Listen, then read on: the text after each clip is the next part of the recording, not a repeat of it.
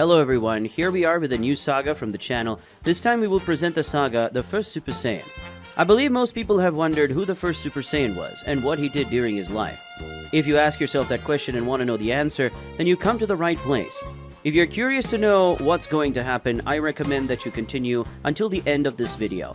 Don't forget to like the video as this contributes to the growth of the channel, and then share this video with your friends who also like Dragon Ball. That said, grab your lunch, turn off the bedroom lights, and join this incredible saga. Millions and millions of years ago, there was a Saiyan named Wukong. He was one of the first Saiyans to exist. This Saiyan was seen as the father of Saiyans. Wukong was wise and passed his teachings on to the rest of his race, being very intelligent and thinking more with his head than with his heart. Wukong easily realized that the rest of his race ended up losing important resources because of the unstoppable and constant rage that was there in the rest of the race. As Wukong realized this, and because he was clearly more successful than any other Saiyan there, having water and food in abundance and variety, he taught the Saiyans to be rational and calm so that they could live in peace. As time went by, Wukong became decorated as a god and loved by its civilization because its intelligence and its teachings helped everyone. Saiyans had rituals that were considered sacred and called upon a bit of Wukong's wisdom when needed. Wukong particularly did not like to be treated like a god, as he was a citizen like any other. But Wukong saw that this was helping the people to prosper and live in peace and harmony. As his people passed on their knowledge, the words of Wukong had already spread to all the Saiyans on the planet. Over time, Wukong was getting older and older, and he was already the oldest Saiyan of all. But he managed to remain firm because he used his medicinal knowledge and immense wisdom to find ways to continue living.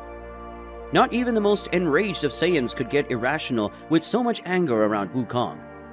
God Wukong's word changed the temperament of all beings without exception.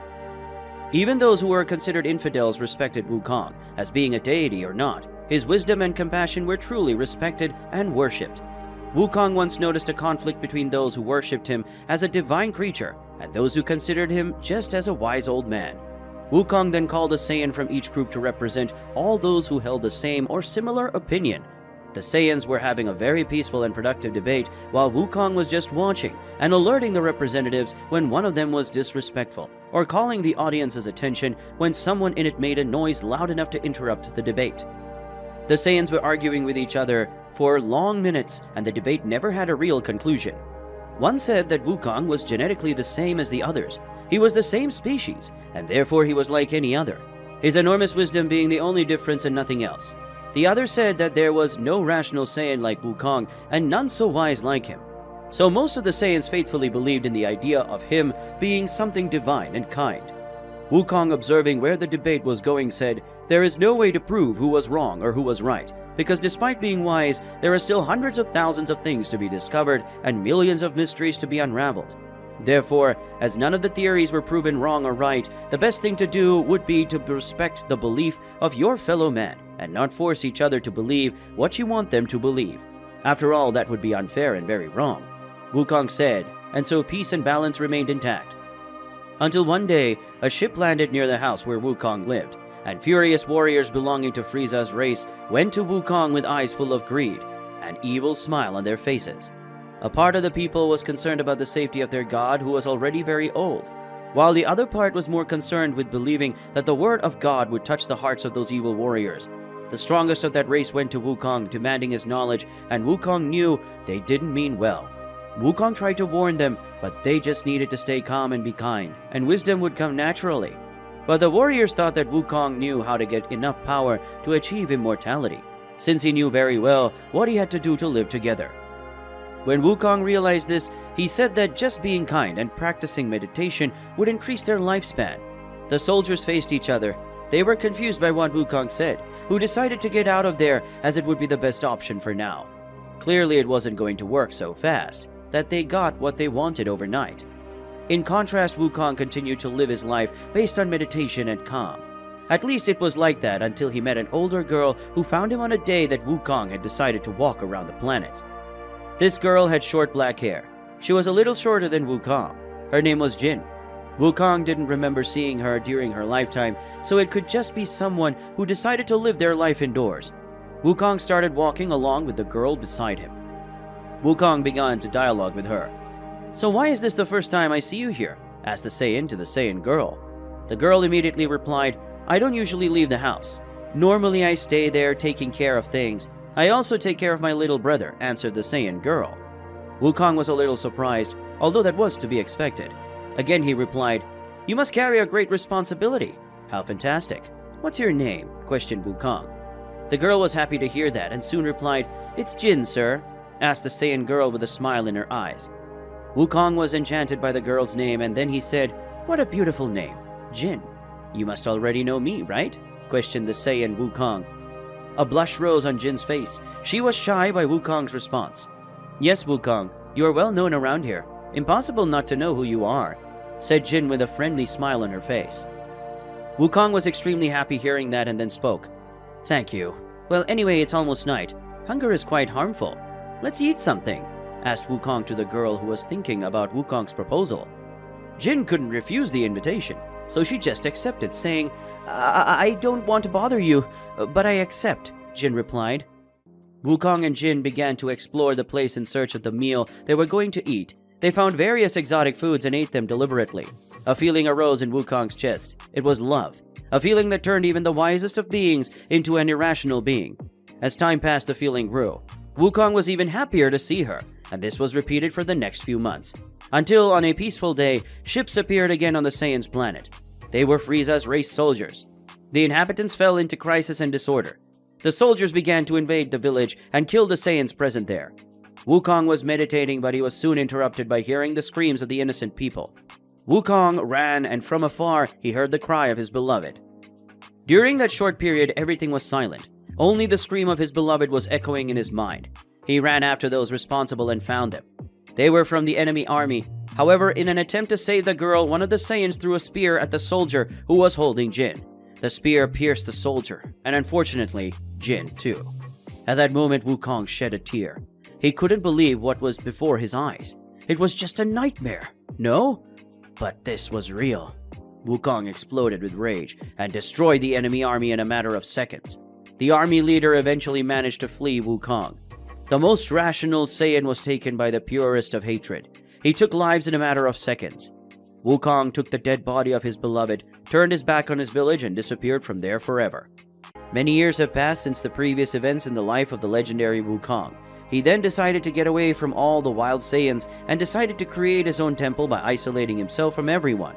Wukong understood that he was different from the others, and that he didn't want to become a primate Saiyan like the others, and for that reason he didn't take revenge on the Saiyans responsible for Jin's death. Wukong had become a legend for the Saiyans, and this legend was passed down from generation to generation. But few members of the Saiyan race really believed in this legend, because when Wukong decided that he was going to disappear forever, he left no trace. Once a group formed by 4 Saiyan explorers in one of their great adventure decided to explore a temple very well hidden and difficult to find. That was the mysterious temple of Wukong. They heard legends that the Saiyan god would be alive and that he had his temple in the center of the Saiyan planet. So the Saiyans quartet went looking, as they hoped to find treasures and even knowledge. These curious Saiyans were looking to find more information about the legend of Wukong.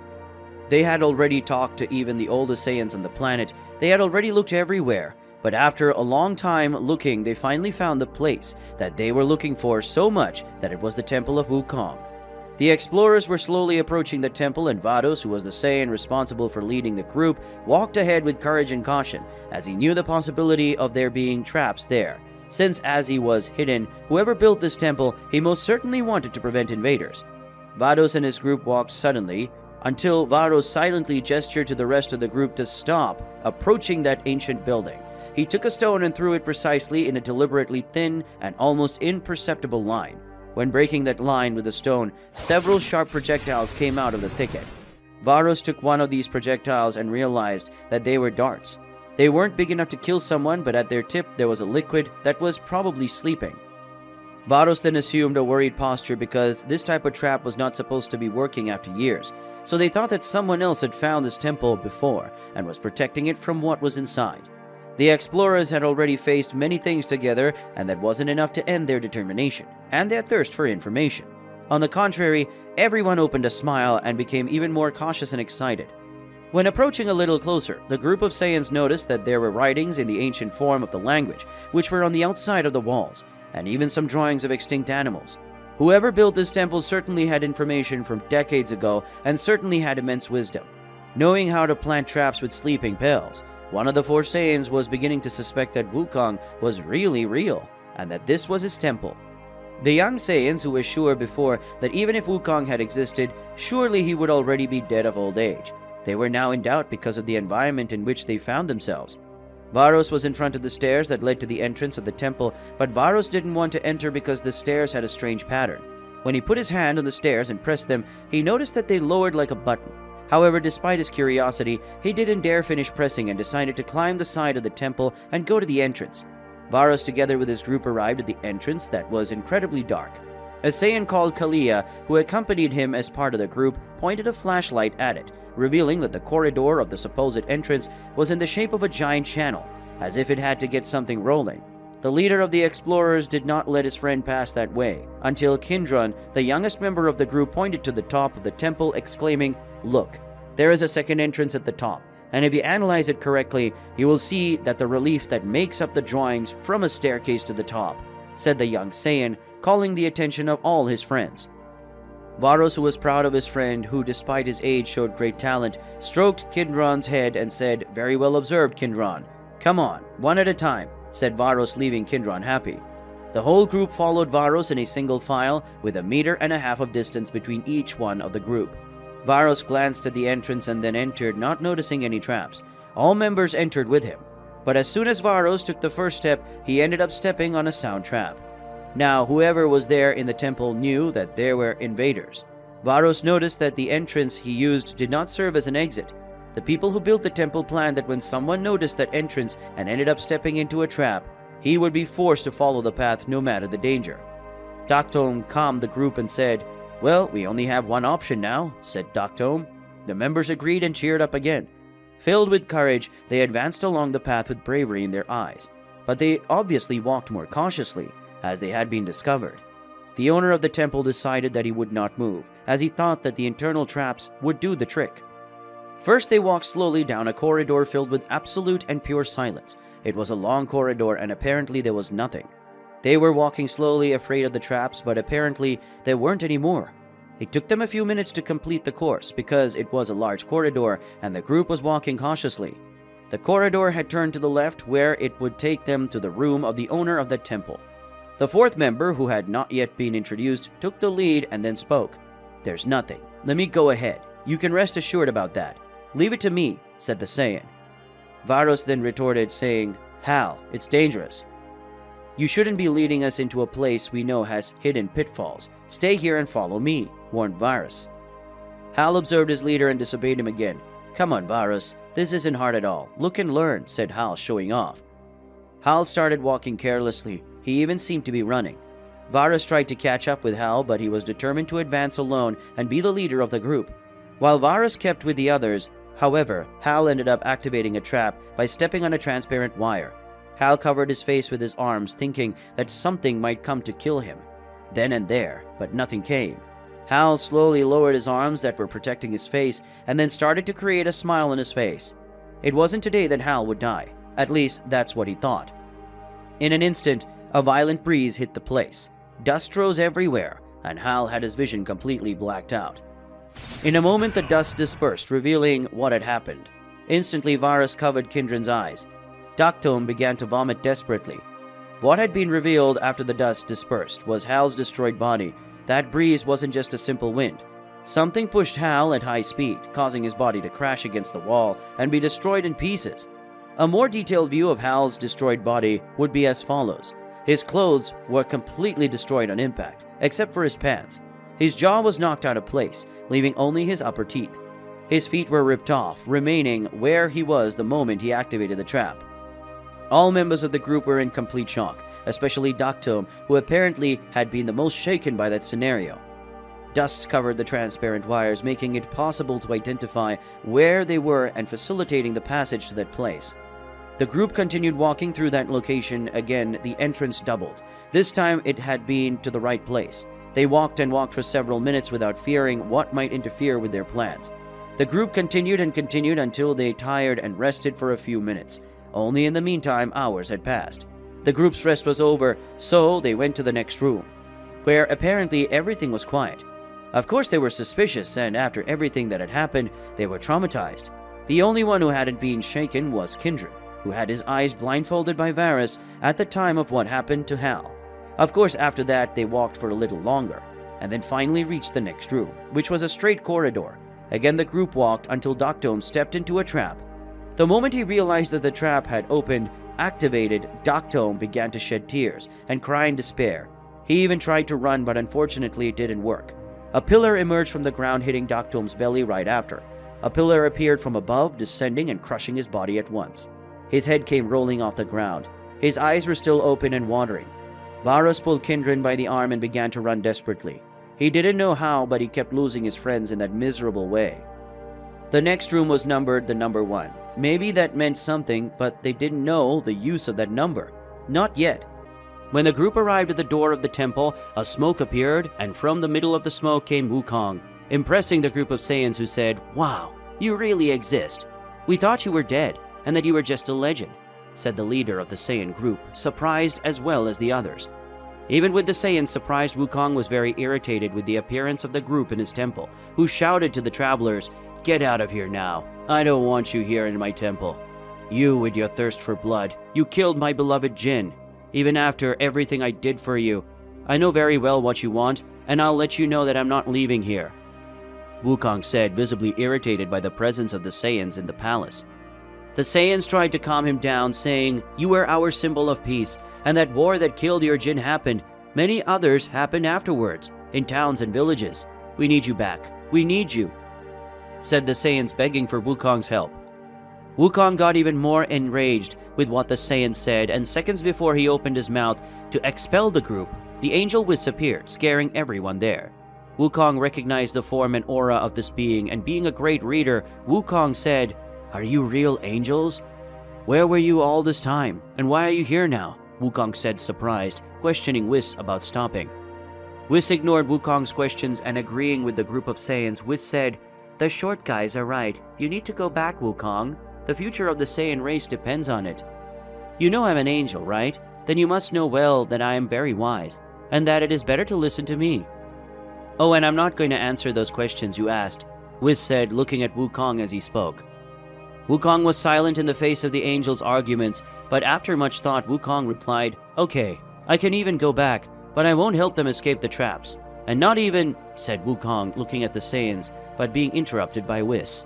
The angel interrupted Wukong, saying to the explorers, "Let's go, children. The path is this way.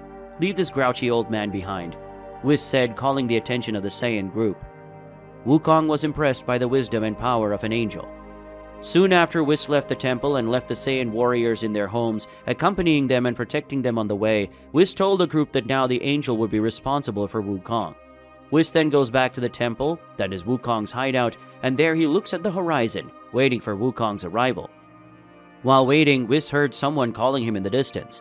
Whis went to the voice that called him, and after passing through pastures, crossing streams and climbing mountains, Whis found the owner of the voice that called him.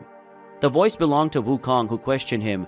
"Why didn't you come faster?" said Wukong, questioning Whis' delay. The angel made a disgusted face at the Saiyan. So Whis took a deep breath and turned his head and said, "I was waiting for you after I left the group of Saiyans in their homes, but you didn't show up. So I heard someone calling me and I came to see who was calling me. And on the way I found these delicious fruits. Taste them and see how delicious they are," Whis said in a sarcastic tone. He was a little angry for having been waiting for Wukong. Wukong looked scared at the fruit that Whis was holding and said, "Are you crazy? That is a poisonous fruit. Knocks down even the strongest of men," Wukong said, warning Whis of the dangers of that fruit. Whis, who was impressed, said, "But they're so delicious. I've never seen these fruits harm anyone."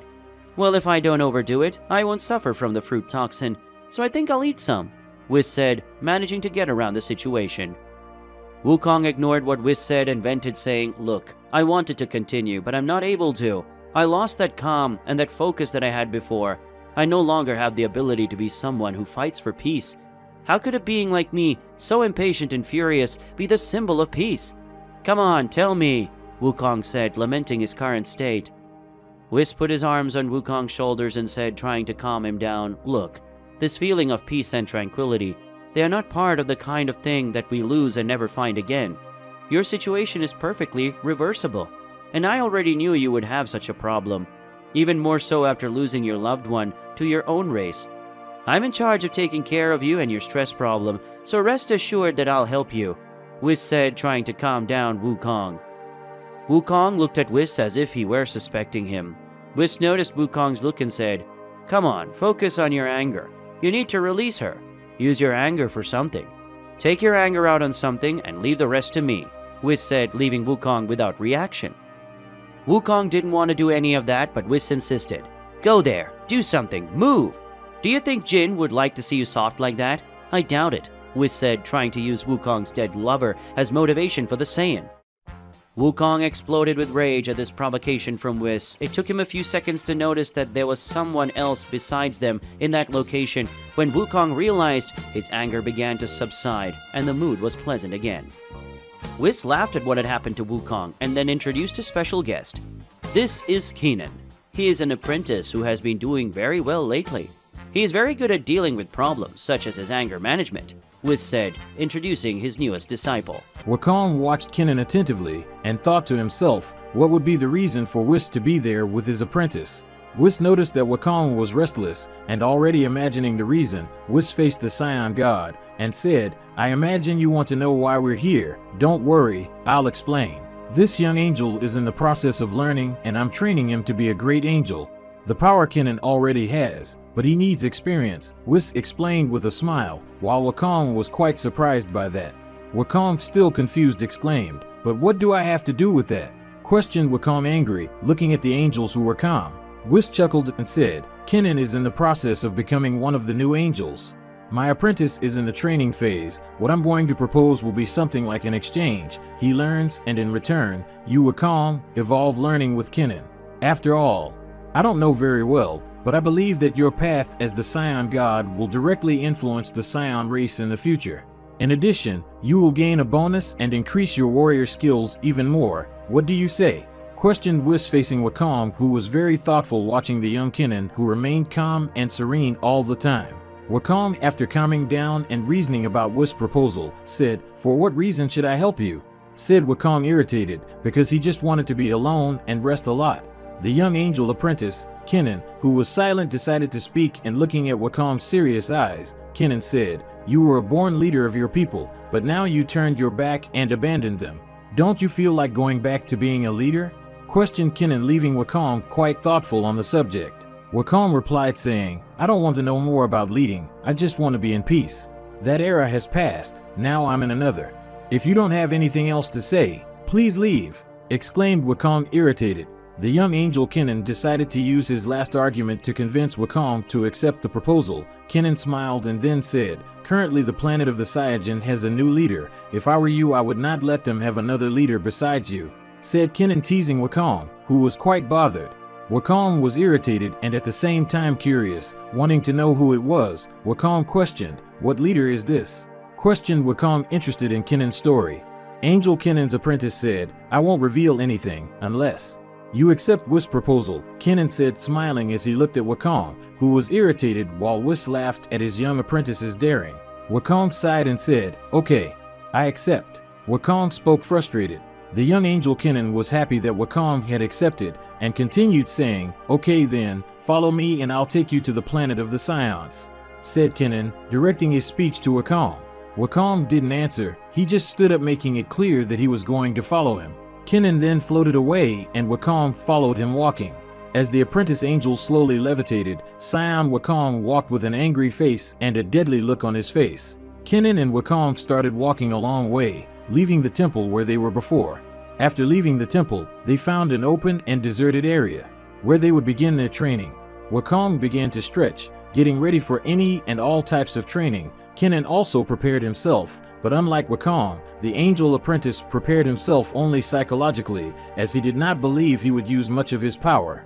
Wukong didn't know what else to do and faced Kennen, waiting for him to say what Wukong would have to do.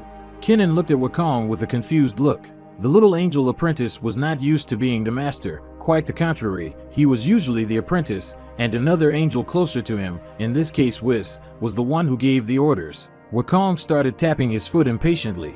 The fledgling angel Kennen came to his senses, saying, "Oh, man, I forgot. I'm the one who has to train you, right? Forgive me, I'm not used to this kind of situation at all. Since this is my first time being a master, I'm going to do what Whis always does. So now, just try to hit me, Kennen said, apologizing and at the same time trying to help Wukong. As soon as the angel Kennen finished speaking, Wukong disappeared and along with him, his presence as well. Kennen didn't expect that from a mere scion. Kennen still remained in the same position. Wukong appeared behind Kennen with a punch ready. However, before delivering the punch, Wukong disappeared again and reappeared to Kennen's right, with his hands moving to try to hit him. Kennen didn't blink during that time, but he still dodged it like it was the most predictable punch ever. Apprentice Kennen looked at Wukong and said, "So, you want to know more about the new leader of your race?" Kennen said, facing Wukong with a sarcastic smile on his face. Such a comment enraged Wukong. After all, even if Kennen dodged that punch, it was not possible to speak in combat, but Kennen was doing it. Wukong was enraged that his punch was completely ignored, and his pride was hurt by an angel. But Wukong ignored this feeling of hatred and fury and said, "Yes, I want to.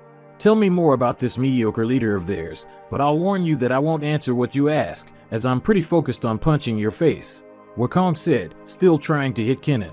The angel Kennen laughed in a mocking tone and continued, "Well, you won't hit me anyway, and I'm very calm here, so I can speak clearly.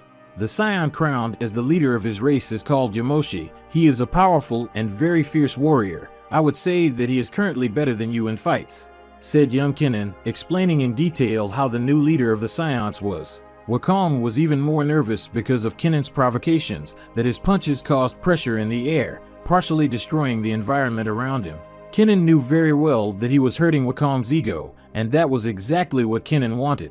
The young angel Kennen kept teasing Wukong, saying, "Don't worry about your people. All the scions are being very well taken care of under Yamoshi's leadership. He may even be fierce, but he knows very well how to lead a population of warriors, and he knows a lot of ways to solve his people's problems. The guy is really nice. He is very studious. He searched ancient books and scriptures, only to learn of their teachings and their ancient advice, including he is one of several followers of him," Kennen said, explaining even more about Yamoshi to Wukong. Wukong was now calmer and his energy was being spent more effectively.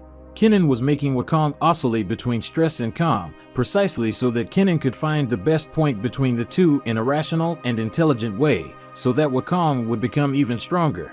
Angel Apprentice Kennen continued, "Look, now your attacks are getting more interesting. Very well, continuing. This Yamoshi has a castle, and he reigns from there. When his subjects want to talk to him, they go to his castle, so he knows what has to be done and what problems Yamoshi has to solve. That castle isn't too far from here. I'll take him there as soon as we finish his training. My guess is that you'll get better if you learn to control your anger and find a balance between fury and calm, so that you can concentrate all that destruction on a single target," Kennen said, trying to help Wukong, telling him to control this power. Wukong spent a long time punching and kicking, never landing a single blow, while the angel Kennen explained the way to the castle and took the opportunity to eat a snack. The angel apprentice announced the end of training and both rested. After recovering their energy, Kennen and Wukong slowly made their way to the castle of the current leader of the scions, Yamoshi. Wukong looked eager to meet Yamoshi. The castle of the current leader of the scions wasn't too far from the training ground, as the trip didn't even take 20 minutes. The apprentice angel known as Kennen approached the door of the great castle where supposedly the current leader of the scions, Yamoshi, attended to his subjects. Wukong followed Kennen as he was curious about the identity of the new scion leader. The castle guards noticed Kennen and Wukong's sudden visit and ordered them to wait, as Kennen and Wukong would soon be attended to by Yamoshi. After a few minutes, the guards opened the gates and upon looking closely, the guards were amazed to see who their visitors were.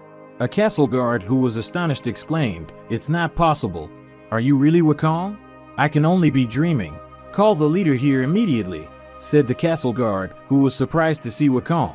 The recruits all responded at the same time, bowing. "Yes, sir," said the guards, withdrawing. Everyone went in an organized manner. Behind Yamoshi, the castle guard asked Kennen and Wukong to wait. Yamoshi arrived with his arms crossed and a frown on his face, thinking that it might be a strange kind of prank, but as soon as Yamoshi looked at Wukong, he lost his posture and was also surprised to recognize his idol. Yamoshi invited them to enter his castle. Yamoshi said, "Please come in. You are welcome here. A feast awaits us." "Guards, prepare the best meal you can, as we have special guests today," said Yamoshi, inviting the apprentice angel Kennen and Wukong. Wukong and Kennen politely entered the castle and followed Yamoshi to a dining room. As soon as they arrived in the room, Wukong and Kennen could see two guards finishing preparing the table and pulling chairs for the three to sit. The guards served drinks to Yamoshi, Kennen, and Wukong and then returned to their position. Yamoshi took the first sip and started the conversation. "Well, I haven't introduced myself yet. I am Yamoshi, the current leader of the Scion warrior race, and I must say that I am impressed. I already knew of your longevity, as I am one of your followers, but even having read about it, I can hardly believe that you are alive, and also brought what appears to be an angel with you. May I ask your name?" said Yamoshi, introducing himself and at the same time questioning the angel. Kennen was a little embarrassed and replied, "My name is Kennen. Thanks so much for having us." "It's a pleasure to meet you, sir," Kennen said, trying to be as respectful as possible. Wukong joined the conversation. "Apparently my people's drinking has improved a lot. You are a good leader, Yamoshi. I also like to meet you. When did you start studying about me?" "Well, it looks like he's been at it for years. Not everyone knows what an angel is and still knows how effective my longevity is," Wukong said, praising the drink and at the same time questioning Yamoshi. Yamoshi was flattered by his idol's praise, who went on to say, "Thanks for the compliments. It's an honor to receive this from such great guests. I've been studying about you since I was little. I'm one of your thousands of admirers. Also, pardon for taking your post, but I did my best to lead our people," said Yamoshi, trying to be modest. Wukong scratched the back of his head saying, "No need to apologize. You did good. I am grateful for making my people prosper. No one better than one of my apprentices for such a position," said Wukong, boasting in a way.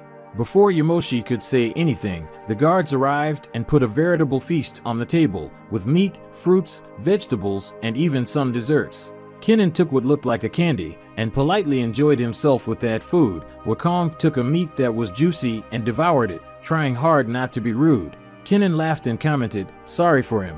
He was living in a cave. Maybe he forgot how to eat without looking like an animal," said Kennen, apologizing for his companion. Yamoshi ate the same way Wukong did, so he wouldn't feel alone, and they both laughed. Wukong spoke while laughing, "I liked you. You just earned my respect," Wukong said, laughing and continuing to chew the meal. Yamoshi also laughed and said, "That's it," said Yamoshi, laughing and eating like Wukong. Kennen pretended he was disgusted and teased, saying, "Wow, these scions are really animals. But this candy right here is a masterpiece. The fruits also look delicious to me," Kennen said, while tasting the sweets on the table. Wukong and Yamoshi touched their hands in greeting while continuing to laugh and eat their meat. Yamoshi stopped laughing and continuing the conversation. He asked, "I forgot to ask. What do you guys do here?" said Yamoshi, questioning Kennen and Wukong. Wukong looked to Kennen for answers. The angel faced Yamoshi and got up from his chair, putting his hands on the table violently, scaring both scions present there. Kennen then said, "There's no reason. I just wanted to show you to Mr. Wukong," Kennen said, explaining the reason to Yamoshi. Yamoshi placed his elbows on the table and crossing his hands, said, "Intriguing. Well, I have a proposal for Mr. Wukong, then," said Yamoshi, who had a look of surprise on his face, which changed to a smile. Wukong was curious and questioned Yamoshi, saying, "A proposal for me? What would it be?" Wukong said, completely confused and curious about what Yamoshi would say. Yamoshi kept his smile on his face and said, "Yes. I want you to assume the position of leader of the Scions again. After all, you were the best," said Yamoshi, making everyone who was present be surprised, to the point of not being able to pronounce anything. Kennen looked at Wukong, who was completely frozen, staring at Yamoshi. After a few minutes of thinking, Wukong answered Yamoshi, saying, "No, I can't. You are a good leader," said Wukong, leaving Yamoshi surprised by the answer. Yamoshi gave up his previous posture, his elbows came off the table, and he stood up saying, "I don't take no for an answer. Let's decide that in the Jokenpa," said Yamoshi, leaving Kennen surprised, but Wukong had liked that idea. Wukong got up and went to Yamoshi, they got ready, and then they started. Wukong won the first, having thrown rock, and Yamoshi having thrown scissors. Kennen wasn't surprised by this, in fact he was a bit reluctant about it. Yamoshi won the next one, having played scissors again, and Wukong played paper. Kennen was surprised this time, but thought it was just luck. Wukong and Yamoshi played the same move 4 times, drawing each time. Now, it would be the last move. Kennen started to worry. A drop of sweat started to run down his face. Wukong and Yamoshi were making their last move. Wukong stopped Yamoshi when they were getting ready and said, "I know. I had an idea. Let's rule together," Wukong said, leaving Yamoshi thoughtful. Yamoshi then said, "Great, how did I not think of that before? You are truly the wisest," said Yamoshi, accepting Wukong's idea. Wukong, observing the situation, said, "So you accept it, young man? Scions will be able to have 2 rulers now," Wukong said, leaving Kennen surprised. Yamoshi looked at Wukong and said, "Yes, I accept. You are now one of the rulers of the Scions." "Congratulations," said Yamoshi, congratulating Wukong for officially being one of the rulers of the Scion Empire. They ate the feast, and Yamoshi left with Kennen and Wukong to announce their new ruler to the people. Yamoshi appeared in the center of the city, and on a kind of giant screen, Yamoshi said, "My people, a legend has returned. Now I'm not the sole governor of this planet. There is one more, someone you knew only in books or in stories your parents and grandparents told. But this scion exists. His name is Wukong," said Yamoshi, introducing Wukong as the new ruler. Scions who heard it responded with a round of applause and shouts for Wukong. Wukong was amazed seeing this. He looked at Kennen, who was accompanying him, and gave an excited smile. But, as always, good things don't last forever. After the announcement that Wukong would be one of the rulers of the planet of the Scions, ships began to fly over the planet of the Scions. Yamoshi, Wukong, and Kennen were completely surprised to see the ships. Soldiers began to leave the ship, soldiers of the frozen race, better known as Frisia's race. These soldiers had an impressive physical size and all had the same shape. The soldiers had pointed horns instead of ears, their skin was white and they had no hair, just something purple instead. They had huge tails and were armed with different weapons. One of the soldiers looked at Wukong and pointed at him, saying, "You who lied to our boss. He died of old age. What you said was lie," said the soldier, completely revolted. Then a being came out of that tumult. This being was the same as the others, however, he was bigger. In both physical and fighting power, this being was the strongest among those soldiers. The being said, "Sorry for the fuss, and hello, my name is Frigg. I'm their leader. I took over the post after the old leader ended up passing away. And I come to announce to all of you, here and now, that the war has begun," said Frigg, opening a smile from end to end. The soldiers began shooting through the city, trying to destroy it all at once. The frozen race soldiers had started to invade the place where Yamoshi, Wukong, and Kennen were. A huge explosion erupted, and in the blink of an eye, several Saiyans were injured, then killed by soldiers of the icy race. All the Saiyans of the warrior class surrounded the soldiers of the icy race, trying to intercept the soldiers to prevent more Saiyans from being injured and killed. Saiyans fought with punches and kicks, while soldiers of the frozen race had weapons that fired blast shots with the energy.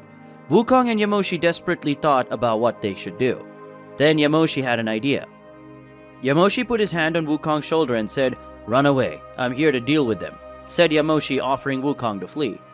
Wukong was surprised by Yamoshi's words, who responded by saying, "What? No, I can't. I'll stay. I can't leave you alone here." Yamoshi put both hands on Wukong's shoulders and rocked him, said, "Listen, now you are the new general of the Saiyan race. Your duty is to lead and keep the balance between them. If something happens to me, the Saiyans will have you to save them. Don't forget that," said Yamoshi, leaving Wukong speechless. The angel Kennen interfered, pulling Wukong by the arm, saying, "He's right, Wukong. We need to get you out of here soon." Kennen said, flying with Wukong to the skies. A number of guards who were at Yamoshi's castle earlier started to follow Wukong and Kennen, along with some Saiyans who were also following Wukong and Kennen. However, at one point during the war, several shots were fired in the back of the Saiyans and Yamoshi guards who followed Wukong and Kennen. Most of the Saiyans who followed Wukong fell to the ground unconscious. These shots were fired by the Frozen Race warriors, or better known as Frieza's race. The Saiyans and Yamoshi's guards that were left were on top of the Ice Race soldiers. They were fighting in a brutal way, hitting each other with punches and kicks. And every now and then some shots were launched in the direction of Yamoshi's guards and the Saiyans. The fired shots hit the Saiyans, who were still standing, hitting their bodies. The guards didn't last long either. After the Saiyans were defeated, a good amount of soldiers from the Ice Race army began to emerge to defeat Yamoshi's guards, who did not have the slightest chance and ended up succumbing. The Ice Race soldiers even tried to look for Wukong, but all they saw was Kennen standing in front of them with a single hand raised. Kennen left his hand closed and positioned it in midair. Kennen threw a punch similar to the punch of an inch. This punch triggered a wave of vacuum so powerful that it knocked out the Ice Race soldiers and sent them flying. Yamoshi was managing to easily defeat all Ice Race soldiers without exception. However, kings had to face each other, and that's what happened. The king of the Ice Race suddenly appeared behind Yamoshi, punching him in the ribs. Yamoshi was thrown back, but quickly turned around, looking at the king of the Ice Race, who said, "I think it's good that you didn't forget my name." "I'm Frigg," said the king of the Ice Race. Frigg went after Yamoshi again, but Yamoshi defended and dodged his attacks. Yamoshi had managed to land several punches and kicks in a matter of thousands, making Frigg fly away and have his defense completely broken. Yamoshi, looking at Frigg, said, "What is it? Are you going to give up already? We're just getting started," said Yamoshi, setting up his battle guard. Frigg didn't like being humiliated and went after Yamoshi, hitting him with several knees and slapping him hard. Yamoshi tried as hard as he could to defend himself from the attacks of the king of the Icy Race, but he couldn't defend himself from everyone, and even though his efforts were gigantic, Yamoshi still stood on his feet, not a little tired. Yamoshi threw Frigg away and glared at him as he said coldly, "You're good, much better than expected, but you'll need much more than that if you want to even pull a single meager hair from my head. While I can easily draw blood from you," said Yamoshi, teasing Frigg. Frigg didn't give in to Yamoshi's provocation, but Frigg responded in kind, as a king should. "You talk too much, mate. I highly doubt it's that powerful, even though you attacked me. I'm much tougher than you, and there's no way you can defeat me with the environment in my favor," said Frigg, already declaring himself as the winner. After saying that, Frigg picked up several rocks and threw them at Yamoshi, who easily dodged them all. However, Yamoshi didn't realize that it was a distraction that ended up causing the Saiyan to take a very powerful punch in the rib.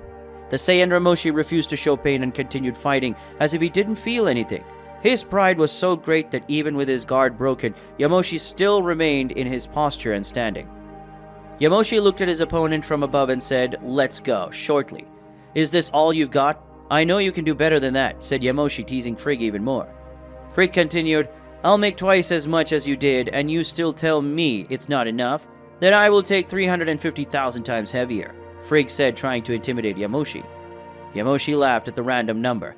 "That was very specific," said Yamoshi, laughing at the fight continued. Frigg took a headbutt from Yamoshi that made him fly down, leaving himself vulnerable to the key shots that Yamoshi had just made. After Frigg hit the ground, Yamoshi performed an aerial stomp on Frigg, which caused him to spit blood. Frigg kicked Yamoshi, throwing him away, and teleported to hit Yamoshi, making him hit a rock, as if that wasn't enough. Frigg threw several stones toward Yamoshi, aiming at his weak parts. Yamoshi was hit by some rocks but managed to grab one, and then he threw it at Frigg, who ended up not seeing Yamoshi throwing the rock because of the dust that was in the place. But as soon as Frigg noticed a huge stone coming toward him, Frigg managed to dodge it, and soon turned to Yamoshi to mock his face. "Even throwing in my blind spot you're not capable of missing. No wonder you're so ridiculous," Frigg said, before realizing there was something wrong. The dust cleared and Frigg was surprised to see Yamoshi charging a powerful attack. The attack was a key disc with a high destructive capacity, which was thrown with everything towards Frigg, destroying everything around it. But Frigg had managed to dodge it and therefore was able to see perfectly how stupid he was. That disc was also another distraction that allowed Yamoshi to hit his opponent with extreme ease. Yamoshi obviously did a great job taking advantage of his genius plan. Yamoshi started a sequence of punches on Frigg, who was being beaten without any kind of mercy.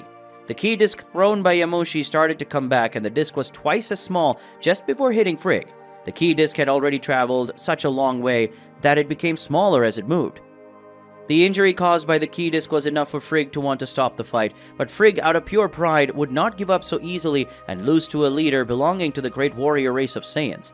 Then Frigg screamed, and a colorful aura took part of his body, making Frigg even stronger and consequently much faster. The Ice Race King started hitting Yamoshi using his speed and strength. Frigg appeared behind Yamoshi and hit him with a kick. But even before Yamoshi started to react, Frigg was already on top of him, hitting him with his fists. And soon after Frigg was behind Yamoshi, hitting him with knees and powerful elbows, the King of Saiyans had finally lost his composure, and by using that power, Frigg was bleeding from the nose. Yamoshi grunts of pain allowed Frigg to play with his face once more. "Where's that pose of yours? Weren't you the strongest around here? Because I thought you were stronger and less disappointing." Yamoshi, apparently, I was wrong. "Ha ha ha," Frigg said, mocking Yamoshi's face.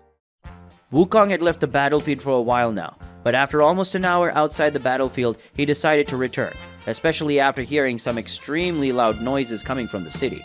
Apparently it was screams and explosions. Wukong was distressed and then flew away, going from the cave he was in to where Yamoshi was. Kennen tried to stop him, but Wukong was faster, and when he got there, he saw Yamoshi fighting Frigg.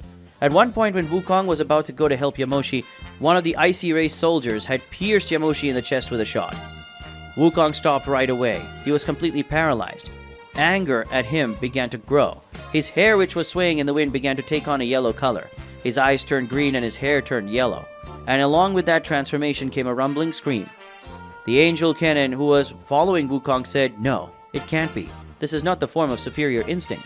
I've never seen anything like this before," said the angel Kennen, completely surprised and without understanding what was going on. Wukong's blood pressure was rising more and more. His hair had turned blonde and was completely standing up. His energy was so intense that it paralyzed everyone who was there. It seemed that the air had changed, but it was just the crushing pressure caused by Wukong's transformation, who looked with purest rage at the soldier who had shot Yamoshi. Wukong slowly walked towards the soldier after getting close to the enough. Wukong made an energy blast that destroyed the soldier completely. Wukong wasted no time and looked at Frigg, charging at him, leaving the Ice Race King completely bewildered. Wukong hit Frigg with a knee on the chin. This caused a shock in his brain that would possibly make Frigg faint, but if he didn't have such an absurd resistance, King Frigg ended up being thrown backwards, crashing into several rocks. King Frigg quickly got up and went after Wukong, but was unsuccessful. Their auras were more apparent than ever.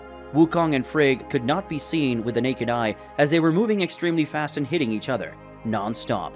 It was possible to see the trails of their auras tirelessly rising across the sky, curling around each other, and hearing the extremely loud noises caused by the punches. Wukong had a clear advantage over Frigg. He was hitting and disarming the Icy Race King's guard easily. The moment the Ice Race King's guard was destroyed, Wukong continued to attack without ceasing blows. Because of this, Frigg was seriously injured several times. After a while, Frigg could no longer fight back and continued to be beaten. Frigg was tired due to his fight against Yamoshi, which caused him serious damage. Wukong was punching Frigg's face non-stop, and in a moment, Wukong landed a kick on Frigg's face, making him fall to the ground, crashing with all his strength and severely injuring himself. Wukong still didn't stop. He started shooting several energy blasts at Frigg, hitting them all accurately. Wukong didn't stop attacking Frigg. Wukong quickly descended to the ground while the dust was still rising. Wukong grabbed Frigg's face and started dragging along the ground. The king of the ice race was getting the worst of the battle. Frigg was almost unconscious. In contrast, Yamoshi was on the floor, almost fainting. He saw the angel Kennen approaching him and then said, "Angel, please, help me," said Yamoshi, dying. The angel Kennen had a guilty conscience and then said, "I'm sorry, I can't interfere in the lives of mortal beings," said the angel Kennen, completely sad. The angel, after thinking for a while, realized that he needed to help Yamoshi. However, he was only going to get Yamoshi out of that deadly battle zone. Then the angel Kennen picked Yamoshi up and took him to a safe place. After dragging Frigg's face across the ground, Wukong threw him away, making Frigg hit a nearby mountain. Frigg was buried in the mountain and Wukong began to fly with his greatest speed, landing an overwhelming kick in Frigg's stomach. Wukong was faster than ever, and that last blow caused Frigg to be thrown away. Wukong stood still, waiting for Frigg to get up. However, as Frigg stood up, an energy surged on top of him, making the Ice Race King's body begin to increase in size. Frigg suddenly became muscular and extremely tall, taller than Wukong. After Frigg got bigger than Wukong, the Saiyan wasn't intimidated and ended up punching Frigg in the face again, who didn't even feel the punch. Frigg retaliated with a knee that completely caused Wukong's respectable defense to be completely broken, and then Frigg still gave him an elbow that sent Wukong flying away. Frigg teleported close to Wukong and hit him, changing his direction. Shortly after that, Frigg repeated the process over and over again. The Ice Race King was dominating the combat and was clearly less intelligent and less rational than before. Meanwhile, far away from the fight, Kennen was treating Yamoshi's wounds, who was deeply grateful for the help of the angel, who didn't refuse to help even though it was forbidden to do so. The Saiyan and the king of the Ice Race continued the fight. Frigg noticed that Wukong seemed to be completely bewildered. For Wukong, his attacks seemed to be easily predictable for Frigg, who in return managed to disarm Wukong's defense several times, hitting him in the most merciless ways possible. Wukong in turn tried to hit Frigg, but he was in a state where he felt nothing but pure hatred. Frigg grabbed Wukong by the face and threw him several meters, causing the Saiyan to crash against several mountains. Frigg didn't stop, and before Wukong had any reaction, he was already kicking and hitting Wukong incessantly. Wukong managed to land a powerful blow to Frigg's ribs, which made Frigg unable to hit Wukong anymore. Now the fight was truly even. Wukong and Frigg were exchanging blows so frantic that they produced shockwaves just by clashing with their punches. However, Frigg still had a slight advantage, but even though he was losing by very little, Wukong did not stop. The Ice Race King's stamina was truly incredible, as he was enduring 2 fights in a row without tiring. Wukong used Taioken, but the King of the Ice Race wasn't affected as much as Wukong would have liked Frigg to be. Wukong kept waiting for Frigg to enter the state of exhaustion, but there was still no sign that he would ever get tired, until Wukong remembered something he had. Wukong took out a dart with a powerful sleeping pill in his pocket and put it in his left hand without Frigg noticing. When Frigg tried to kick Wukong's waist, the Saiyan grabbed his opponent's leg and plunged the javelin into the Ice King's right leg. With that potent sleeping pill, it would be difficult for the King of the Ice Race to stay on his feet, and it would be even more difficult for Frigg to win this fight. The two continued to exchange attacks that their opponents had no way of defending. But Wukong was doing better in this fight. Better than ever. Wukong was giving it his all. He wasn't missing any key shots. He was dodging off all attacks and managing to counterattack easily, and Wukong was clearly faster, much stronger and significantly more powerful than his opponent. However, Frigg would never allow himself to be defeated so easily. He ignored the sleeping pill and continued hitting with everything he had. Frigg was filled with so much hate that he returned to remain stable in the fight, and his performance was no longer affected by the powerful sleeping pill. Wukong and Frigg were partially destroying the environment around them, and Frigg was worried as he thought the sleeping pill was poison. The fight was more frantic than ever. The effect of the sleeping pill was notorious in Frigg's body, but he didn't stop. His blood was hotter than ever, adrenaline taking up too much of his brain for Frigg to waste time, worrying about the aches and pains. The fight wasn't exactly lopsided, but it wasn't balanced either.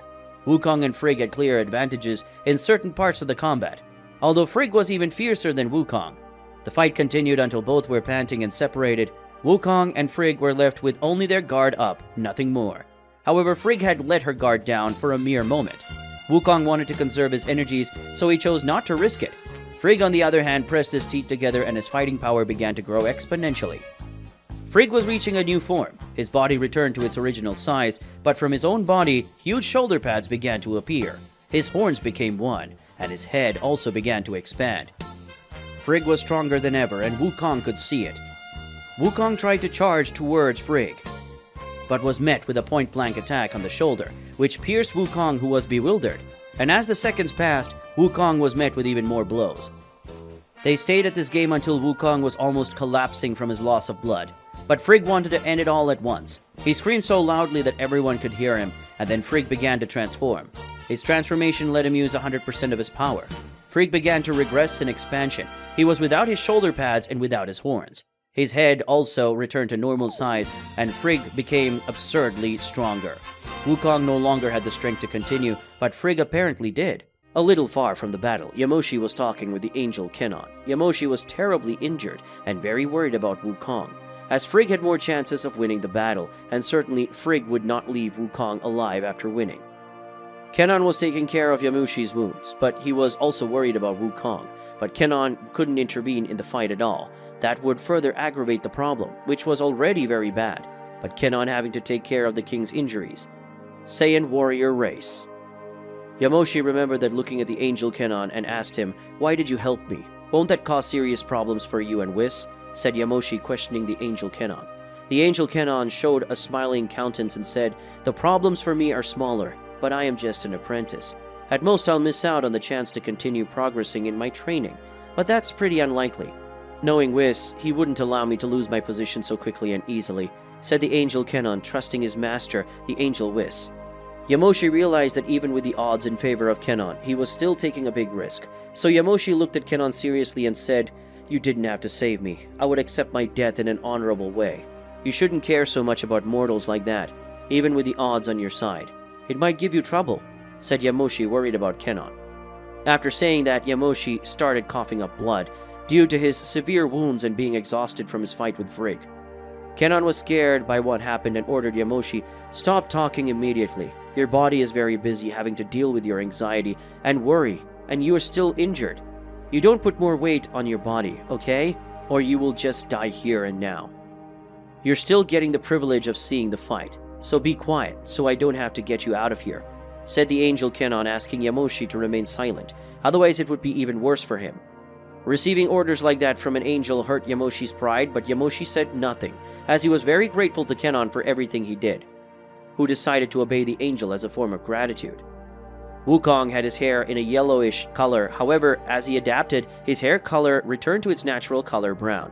Then, a completely white aura hovered around Wukong's body. It was the aura of Ultra Instinct. The angel Kennen faced Wukong's transformation awestruck and surprised. Kennen said that Wukong, he's using Ultra Instinct unintentionally. "He's a monster," said Kennen, commenting on the new form of Wukong. The fight between Frigg and Wukong continued to be one of the biggest concerns of the day. Wukong managed to gather energy, but Frigg was stronger than ever. Wukong stood still, gathering energy with his guard up, because if he attacked, he would uselessly waste energy. Frigg advanced towards Wukong, who managed to dodge the onslaught, and with that, he kneed his opponent in the head. Frigg was completely out of his mind. The Saiyan Wukong was fighting using his intelligence and only countering Frigg's blows. At no time did Wukong attack Frigg. He just dodged and defended to open a gap for him as he could attack. By doing so, he didn't lose energy. On the contrary, Wukong was gaining energy and thus increasing his chances of winning. Frigg went back and prepared a powerful attack, but as soon as Wukong noticed the attack, he teleported behind Frigg and applied a rear naked choke. Wukong broke Frigg's posture and immobilized his left arm, leaving him unable to react. Frigg was incapacitated for a moment, but he wasn't shaken. Frigg butted Wukong in the nose, causing the Saiyan to release him from the rear naked choke. Wukong was bewildered. Blood was dripping from his nose. Frigg took advantage of the gap and punched Wukong in the belly, who was already injured enough to the point of not being able to defend himself. The punch that Frigg gave made Wukong run out of air and consequently was hit more times by Frigg. Wukong stayed on the ground trying to get up, but he had no more strength. Frigg looked at Wukong with a mocking expression and then began to kick Wukong in the stomach non-stop. Frigg did this while saying, "Where's all this ego of yours? The hate of yours? Where? Did you miss them? Depressing. You talk a lot and do nothing. I even thought it would be more fun, but nothing has changed at all. You are deplorable. Get up and show me what you're capable of. Or do you already have nothing to be proud of? Do you even have a reason to fight?" Frigg said, kicking Wukong hundreds of times in a row. Wukong prepared a blast of ki and fired at Frigg's face, rendering him immobile. Smoke was present on Frigg's face, so Wukong took the opportunity to take an acceptable distance and said, "Man, shut up. I have several reasons to fight and overcome myself more and more. I'm better than that I was yesterday. I can evolve even more. And it's not a reptile that will make me think otherwise," Wukong said, mounting his guard again. Not far from the chaotic place with hundreds of wreckage, Kennen and Yamoshi were watching. The angel Kennen looked at Yamoshi and then said to him, "Wukong is really amazing. I didn't know he could transform using the Ultra Instinct aura. Let alone withstand so many powerful blows like these. Wukong is an admirable person," said the angel Kennen, proud of Wukong. Yamoshi then said, "Isn't it? He's a really nice guy. That transformation is also new. I've never seen anyone use it before. But you know, Kennen, I have a new goal. I'll get a better transformation than that. After all, I can't be left behind either," said Yamoshi, willing to overcome Wukong. Angel Kennen had a smile on his face. He was truly happy to see Yamoshi's reaction. However, the fight did not stop. As soon as the smoke dispersed, Wukong was hit with several punches in the face and stomach, which left him completely bewildered. Wukong was being thrown from one place to another by Frigg. Wukong was completely and truly hurt. His body couldn't take it anymore. Wukong was almost losing consciousness, but even so, he kept standing, even though he was seriously injured. Frigg, seeing Wukong's determination, thought about resorting to dirty methods and trying to destroy those around him. Frigg then prepared a powerful attack and shot towards Yamoshi and the angel Kennen. Wukong, seeing that, thought, "Damn it, I need to save them. But if I fly, I won't be able to arrive in time. A teleportation might work, but I'll lose a lot of energy. I have to try." Wukong thought, already teleporting himself to the front of the attack, receiving it point blank. There was a big explosion and much of the environment was destroyed. Wukong took advantage of the explosion to disappear. Frigg waited until the smoke disappeared but found nothing, and then he decided to just follow his course and leave that planet. After Frigg left, Wukong came out from under the rubble, badly injured. That mysterious transformation known as the technique of the gods had disappeared from his body, and Wukong returned to his normal appearance from before. After a few minutes of thinking, Wukong remembered Yamoshi and was in despair while digging the rubble in search of Yamoshi.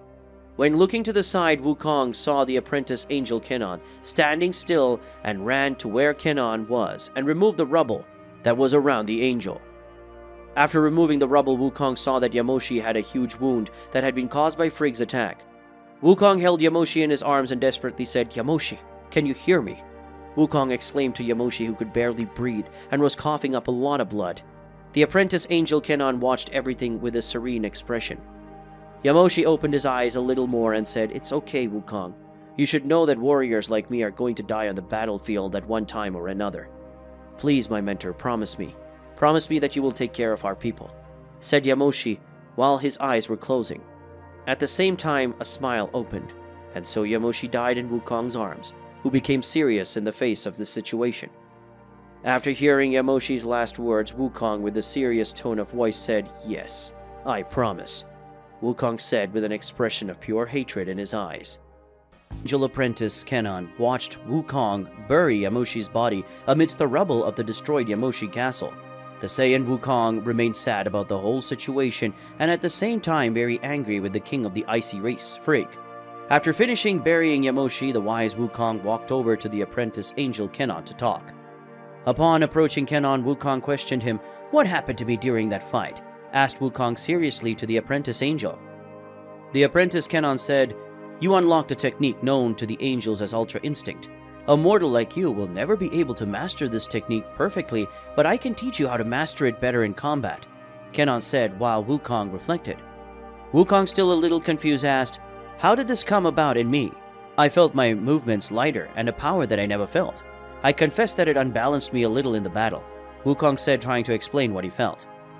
The angel apprentice Kennen said, "The contact with angelic beings must have resonated in your divine ki. This made you develop the beginning of the technique. The fact that you are naturally powerful must have contributed to this technique arising in you. However, you can still improve this technique," explained Kennen, who then hit his staff on the ground and teleported himself with Wukong back to the cave. Wukong did not understand why Kennen had done that and questioned, "Why the hell did you bring us here?" "We need to go after Frigg," explained Wukong, irritated. The angel apprentice replied calmly, "Frigg's army is spread across the planet and slowly dominating the remaining inhabitants. You need training if you really want to save your people." "What do you say?" questioned Kennen, while Wukong went to the entrance of the cave and looked at several explosions and screams of desperate Saiyans that were on the planet. Wukong felt slightly obliged to accept Kennen's proposal. After all, his people needed him at that moment. Wukong swallowed his own saliva and turned to Kennen, saying, "All right, I accept.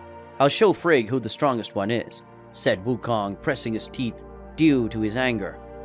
Kennen smiled and then teleported himself and Wukong to a kind of empty planet where they would begin their training. The angel Kennen faced Wukong and said, "Let's go. We have to get to the practical part as soon as possible. I'll give you hints as we go, but for now we'll just stick with the physical work. You'll need to dodge the moves I'm going to use, so good luck," said the angel Kennen, staying away a few meters. After that, he started the so arduous training of Wukong. Even before Wukong got ready, Kennen hit him with a punch that caused a wave of vacuum throughout the place, hitting Wukong directly, who was thrown for a few meters. Wukong got up, but was soon hit by another one of those punches, causing Wukong to be injured. Kennen continued this process over and over until Wukong noticed a pattern. Kennen always attacked from one side only. Every punch Kennen threw followed an invisible line that was extremely predictable. Kennen used both hands to throw the punches, however both went in the same directions. Wukong took a deep breath and then managed to dodge one of Kennen's punches, and that was repeated several times until Wukong managed to get close enough to block Kennen's fists at once. Wukong had understood what Kennen was doing. Kennen looked at him in surprise and said with a surprised tone, "How? You managed to predict my movements so fast. You really are a genius, Wukong. Congratulations. Now let's go to the next sentence. You'll have to hit me with 2 blows, but it has to be straight blows, preferably to my face. If you hit me, we'll move on to the last phase and then the mental part. However, I'm going to deactivate my higher instinct, which is something all angels have. That way you'll have a slim chance of hitting me," said the angel Kennen after taking distance. Kennen distanced himself a little. He concentrated and his aura began to increase. However, as Kennen concentrated, his aura began to disperse. Wukong even felt that Kennen's power was slipping away. However, Kennen was still just as powerful, and after a few seconds, Kennen was already without his superior instinct. This time, who went on the attack first was Wukong, who went after Kennen trying to hit him in every possible way, with kicks, punches, elbows, but nothing worked. Whenever a blow came close, Kennen managed to dodge it, but he never counterattacked. He was always closely watching Wukong, who still couldn't even touch Kennen. Wukong, on the other hand, was applying blows while thinking what made the fight balanced the day he faced Frigg. Maybe it was a mixture of several consecutive blows. Wukong then thought about it and waited for an opportune moment of him to destroy Kennen's guard. Wukong punched Kennen's face, but Kennen ducked and dodged. However, Wukong pulled Kennen by the hair, bringing his face to Wukong's knee, who kneed Kennen's face. After that, Wukong continued hitting an accurate punch on the face of the angel Kennen, leaving him badly injured. Wukong then gave Kennen a thunderous kick, causing the angel to fly away and raise a lot of dust. Kennen got up and his face was bleeding, but as soon as he snapped his fingers, his body regenerated entirely. Wukong was stunned, as his effort to hit an angel apprentice had been in vain. As soon as he realized this, Kennen said in a mocking tone, "Naive boy, you only hit me because I let you," said the angel Kennen, clearly speaking the truth. Wukong replied angrily that with all that certainty in the universe is a lie. "You're just saying that to not have your level matched to that of a mortal," said Wukong, quite irritated. Kennen then said to prove what he had said before, "Saiyan fool, I just ignored the superior instinct to test the power of your blows. Try hitting me again, and since you're so cocky, it's going to cost you. You can only stop trying when you hit me. Is that all right with you, self-absorbed mortal?" said Kennen, activating his fighting posture. Wukong was determined, and he smiled evilly, saying, "Sure, I just hope you don't regret it," Wukong said, again getting into his fighting posture. Wukong shot towards Kennen with a flying kick, and Kennen dodged it like it was nothing. Then Wukong continued with several consecutive kicks, and Kennen didn't allow anything to hit him. The angel apprentice, trying to annoy the Saiyan, said, "I knew this would be easy, but I didn't think you were so slow," said Kennen, annoying Wukong. The angel apprentice was wanting to increase Wukong's resistance, as that was what he lacked in the fight against the king of the icy race. The Saiyan fell easily under Kennen's provocation and spoke in an angry tone. "I was just getting started. You will pay me. Look at this," Wukong said, distancing himself and trying something new. Wukong fired several gusts of ki aiming at Kennen's feet, who dodged, dancing a tap dance. The Saiyan intended to raise dust to impair his opponent's vision, so that he could attack without Kennen seeing him. Wukong attacked from several different directions, and he was faster than before, but that wasn't even close to hitting Kennen, who was wiping the dust off his clothes while dodging the blows. Kennen continued with the taunts. "In addition to being slow, you are surprisingly stupid.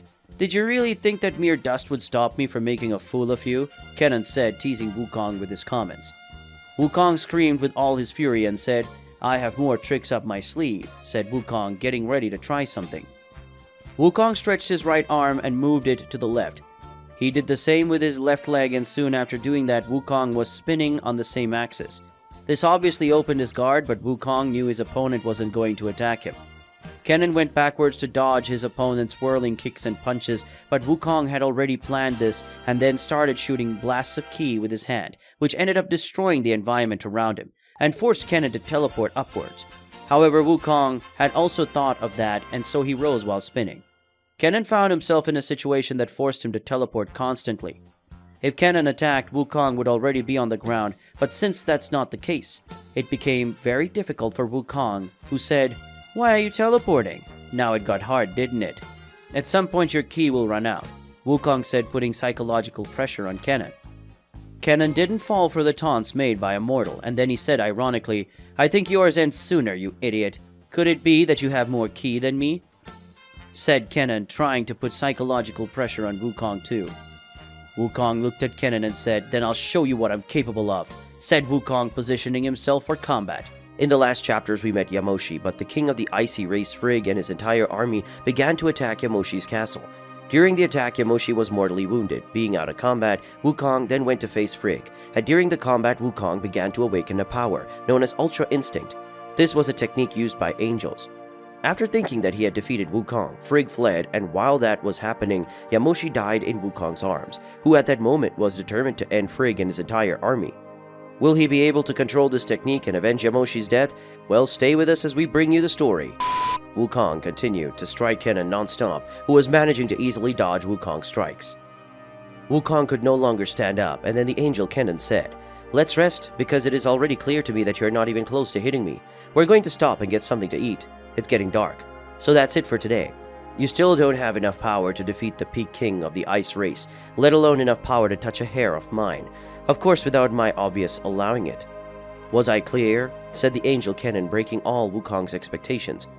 Wukong was disappointed with himself and his own performance, and said, "Yes, it was." "Fine, but make a note of it that one day I'll make you pay your tongue. Now let's eat before I die of starvation or dehydration," Wukong said, turning his back to Kennen. Kennen took him to an open field, and there they ate the food Kennen carried. Wukong ate heartily. He was tired from his last experiences, while Kennen hardly ate or rested just to rub it in Wukong's face that he was tired. Wukong didn't even notice Kennen's teasing and fell asleep after eating. Kennen covered him and spent time normally.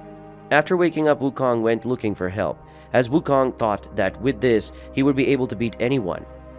Wukong wandered around the planet at dawn and realized that the planet was being dominated by the icy race, which was being merciless with its inhabitants. This icy race was a powerful enemy, but for the Saiyan Wukong, this was a good sign, since if the Empire was being ruthless, then surely there would be rebellions. Wukong followed his path in search of finding someone who wanted to rebel against the monarchy. Only, to his sadness, he found no one. Wukong went after a village that was close to his house. There was some battle suits there, and there weren't many guards monitoring. Wukong approached the village and saw some soldiers walking around. There weren't many. Wukong heard the conversation of some of them cautiously so that one could see him, and Wukong heard that there was an elder in the village with a technique of immense destructive power, which would help him a lot. The Saiyan calmly approached the first guard and killed him so that no one could hear him, because if anyone noticed that there was a Saiyan there, the person would be able to call for reinforcements just to end Wukong's life. A while passed, and Wukong had managed to finish off 3 of the guards without being noticed, but when going through the 4th guard, Wukong had an idea. The 4th guard was captured by the Saiyan, who questioned him. "I heard that there is an old man in the village who is very powerful. Is that true?" Wukong said, questioning the guard. The guard replied, "Filthy Saiyan, I won't tell you anything. You're no match for the powerful icy race." The guard replied before being interrupted. Wukong interrupted him with a punch in the face, and soon after grabbing his arm, saying, "Listen here, idiot. If you don't tell me, I'll destroy your arm and make you eat it. So I recommend you tell me what I want to know," Wukong said, threatening the guard. The guard gave in to the threat and gave Wukong what he wanted. "No one is sure about that. This is just a rumor that goes around the city. But I know one thing. If this old man doesn't know that technique, then he certainly knows how he'll get," said the guard, finally giving the information to Wukong. Wukong broke the guard's arm and laughed. The guard then said angrily, "Why did you do that?" "I told you everything I know," said the guard. Completely revolted, the guard was agonizing due to the pain of having his arm broken. The Saiyan Wukong replied, "I know. That's why I won't make you eat it," Wukong said, making fun of the guard. Before the guard could scream for help, the Saiyan finished him off and went to the village in search of the old man. Wukong walked slowly and stealthily into the village, sneaking into blind spots or spots that had no soldiers. He didn't know exactly which house the elder was in, but he knew the guards had that information. Wukong stayed close to one of the houses until a soldier passed very close to him. Wukong was in the dark. The soldier was holding a spear and a lamp. The soldier turned towards the direction Wukong was standing in, and the darkness disappeared due to the lamp, revealing the figure of Wukong standing behind one of those houses in the village. Before the soldier screamed, Wukong landed a blow on the soldier's throat, damaging his vocal cords. Wukong took advantage of the fact that the soldier couldn't defend himself, because his hands were full, and pulled him into the darkness again. Wukong extinguished the lamp, immobilized the soldier, and then said, "Where is the old man? If you do anything, I will destroy you," Wukong said, pressing the soldier to the ground. The soldier shook his head in denial. Apparently he wasn't going to say, so Wukong just finished the soldier with punches to the face. Wukong began investigating the soldier's clothing and found a knife, a canteen of water, and an ID. Wukong got all these soldiers' accessories. Wukong wore the soldier's clothes, put on his identification and a mask to cover his face. Then Wukong disposed of the soldier's body in a hidden location. Wukong went from house to house checking the situation and always making the excuse that it was just a patrol. Wukong entered a house which had several soldiers and an old man sitting on the floor, who Wukong said, "Is this the elder of this village?" asked Wukong, trying to make as good an impression as possible. The soldiers were clearly confused, but they nodded in agreement. Wukong just stood there in front of the door. He closed the door and locked it, and then Wukong waited a few minutes. Wukong was sighing, tired of waiting. Then he pulled out the knife that was in his pocket, and using his quick speed, he delivered hundreds of blows to the guards who were standing still. Wukong finished off all the soldiers without letting any escape alive or making any noise. Wukong walked up to the old man and knelt down in front of him, saying, "Sir, my name is Wukong. I'm one of the Saiyan's race's generals, and I wanted you to teach me your special technique. I want to become strong enough to destroy Frigg and the Ice Race army. Please teach me your techniques, which are secret," Wukong said, looking deep into the old man's eyes. The elder then looked at Wukong and said, "It's a pleasure to meet you, Wukong. So you want to learn my secret technique, is that it? All right. If it's for the sake of my race, I'll teach you. First, memorize the name of this technique." "Well, its name is Garlic Hoe," said the elder, facing Wukong. In the previous chapter, Wukong and Kennen were training incessantly. Wukong's mission was still to land a hit on the angel Kennen. However, he wasn't succeeding. Kennen could predict and easily dodge the movements performed by the Saiyan Wukong. After a few minutes trying to hit Kennen, Wukong had stopped by the angel, and they took a break to eat something. Wukong, after the rebellion he had in the village of the Saiyans, captured and interrogated some guards of the icy race. The guards said that there was an elder in the village who was apparently quite powerful. Wukong disguised himself as a guard and explored the place, infiltrating the old man's house with guard clothes. In one quick move, Wukong eliminated all the ice race guards present in the elder's house and started talking with the elder. Wukong was still at the elder's house and they were talking face to face. Wukong said, "But here, right now, you won't be able to teach me. I'll take you to a more private place," Wukong said, looking at the old man. The old man said, "Yeah, you're right, young man. Let's get out of here," said the elder in a tone of agreement with Kong. When Wukong and the elder were leaving the place where they were, dozens of ice race soldiers had just arrived at that place. One of the icy race soldiers said, "Surrender, or we will have to kill you." One of the soldiers pointed his hand where the boys were. Wukong said, "Don't you get tired of being beaten? Don't you know that I'm stronger than you?" Wukong said, raising his hand and pointing his finger at himself. He was full of conviction that he would win that fight. Wukong extended his hand toward the soldier and fired a blast of ki that went through the soldier's body. Wukong said, "Hide behind something, elder. I'll take care of you," said Wukong, going up to the icy lizards. Wukong shot several blasts of ki at the soldiers, eliminating one by one. Then Wukong used his Taioken to blind the rest of the soldiers. The Saiyan went to where the old man was and ended up picking up the old man and getting out of there as quickly as possible. Wukong said, "Let's go to my cave, old man," Wukong said, carrying the old man in his arms. Arriving at the cave, the apprentice angel, Kennen, appeared and started to argue with Wukong. Kennen said, "You shouldn't have left the training camp, Wukong. You left without my permission on a risky mission. I should punish you for that." The angel appeared to be very irritated with Kong because of his attitude. However, Wukong replied to his mentor, "I did it for my race. You wouldn't understand," said Wukong, irritated with the angel. Wukong continued to speak. "Because it is not your race that is in danger," Wukong continued, speaking in a sad tone. The angel apprentice Kennen said, "Then I'll save your training for later. I won't intrude. See you later, Wukong," Kennen said, turning his back and leaving the cave. After the angel left the cave, Wukong went to where the old man was. Wukong said, "You're hungry, aren't you? I'll see if I can get some things to eat. Rest up," said Wukong, leaving the cave and heading towards a forest not far away to hunt. A few hours later, the Saiyan came back with meat and fruit and started a fire to cook the meat better. After Wukong prepared the food, he handed it to the elder. Both ate, and after a long meal, they went to sleep.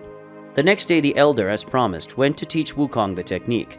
But first, the elder gave a demonstration.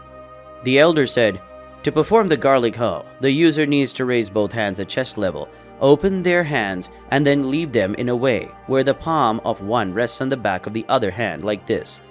The elder shot a powerful energy towards the stone. The elder again spoke, "Be careful when using this. Depending on how much energy you put into the attack, you'll be able to destroy a planet," said the elder, shooting the energy at the stone, pulverizing it. So Wukong, seeing the technique, tried to copy it. He shot a garlic hoe in the direction of another stone that was there. But the result was a garlic hoe 50% weaker. Therefore, it did not pulverize the stone like the elder. The elder said, "You're doing well, Wukong," the elder said while clapping his hands. Wukong said, I don't think so, but I better stop. Just with this garlic hoe, all my energy is gone, said Wukong, appearing to be depressed. Wukong rested on one of the rocks there. He sat on the ground, leaning his torso on the rock. The elder was on his feet, but he soon sat down with Wukong. The old man said, You know, Wukong, you need to improve your energy control more. But don't worry about that. We'll test what you can do later, said the old man, closing his eyes and not taking so long to sleep. Wukong stared at the elder. His expression was one of surprise, but Wukong didn't care about that and just closed his eyes as well. Wukong rested for a few hours. Both were in the deepest of sleep. Wukong and the elder woke up the next day. Wukong was the first to wake up, shaking the elder who was still sleeping. The elder got up, picked up a rock and threw it to Wukong's face, just to test if Wukong's reflexes were up to date. The old man said, No more stalling. You're at the height of your power. I will teach you everything I know about garlic hoe, said the elder, approaching Wukong. The elder spoke. First, controlling your power is essential. You will firstly shape your energy. Maybe use less energy, however with more intensity. Try, said the elder, slapping Wukong on the back. Wukong tried to do exactly as the elder had said, but it didn't work. He just fired a small blast of energy, but it wasn't exactly how Wukong wanted it. The elder spoke. I'll have to use this. Good luck trying to endure the pain, said the elder, leaving Wukong extremely confused. The elder began to touch Wukong's pressure points. In all, there were 12 pressure points. All of these points were to release greater control over Wukong's energy. The elder spoke. Try it now, noble warrior, said the old man, distracting himself a few meters from Wukong. Wukong changed his position, put his arms back, and then fired. He used much less energy than before, but it seemed like his energy was denser now. Wukong began to further amplify his energy, increasing the level more and more. The stone, which was Wukong's target, began to deteriorate. His attempt had been successful. Wukong said, I did it, master. I achieved it, Wukong said, jumping towards the old man and hugging him. The elder spoke. Congratulations, boy. I knew you would make it, said the old man, returning Wukong's hug. Wukong and the elder were talking to each other for a few hours. Wukong was very happy to have learned his new technique. And Wukong said, You know, master, when you learn something, you need to practice, don't you? But practicing until you get it right is not right. The correct thing is to practice until it is impossible to make a mistake, Wukong said, looking at the elder with a clear determination on his face. The elder said, Oh, that's the spirit, Wukong. You can go practice and don't forget. Any questions? I'll be here, said the old man, sitting on the ground and resting on a stone again. Wukong walked to the deepest part of the cave and began to practice the use of that technique incessantly while thinking about gaining strength to finally free the planet from the Saiyans, from the hands of the icy race. After staying in the cave, Wukong trained so incessantly that he just couldn't take it, and so much effort he made in training. Wukong even thought about giving up. However, he remembered Yamoshi and his partner's accomplishments. Wukong then thought that he shouldn't give up. If he gave up, it would all be in vain. Wukong felt terrible pain in his arms, legs, hands, and all over his body. However, Wukong continued training until he managed to deliver a strong garlic hoe, which shook the cave. After Wukong managed to do such a feat, he went to where the elder was to talk about how his training had been. Wukong said, You know, old man, I managed to overcome myself. I managed to shake everything. Did you see? Said Wukong, very optimistic and convinced. The old man said, Yes, I noticed. I was eating and I got all dirty with the food that fell, said the old man, angry at Wukong for dropping his food. Wukong said, I'm sorry about that. I got a little excited when I remembered Yamoshi. You know who he is, right? Wukong said, looking directly into the old man's eye.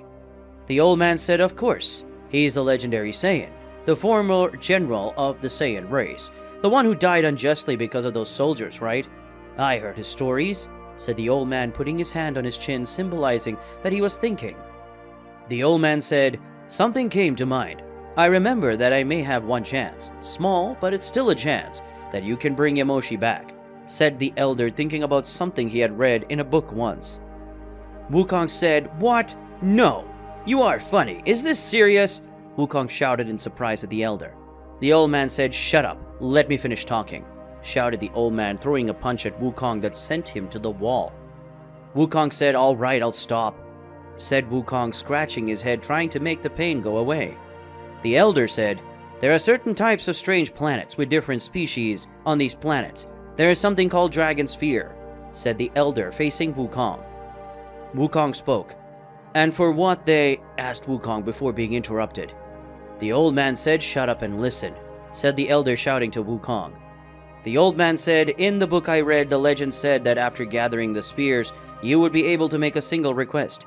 That request even includes taking someone out of the clutches of death itself, said the elder, explaining to Wukong how the spheres worked, according to the book that the elder had read. Wukong said, so then I could, Wukong said with a hopeful look.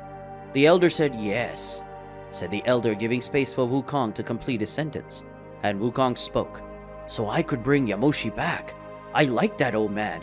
Take me to this planet, said Wukong, excited about the idea of bringing Yamoshi back. Wukong looked at the horizon and thought, I'll finally bring you back, my fighting partner. See you soon. Yamoshi. Wukong seemed to be determined to embark on another adventure. However, the elder pulled Wukong into the cave. The eldest said, I know the way to this planet, but how are we going?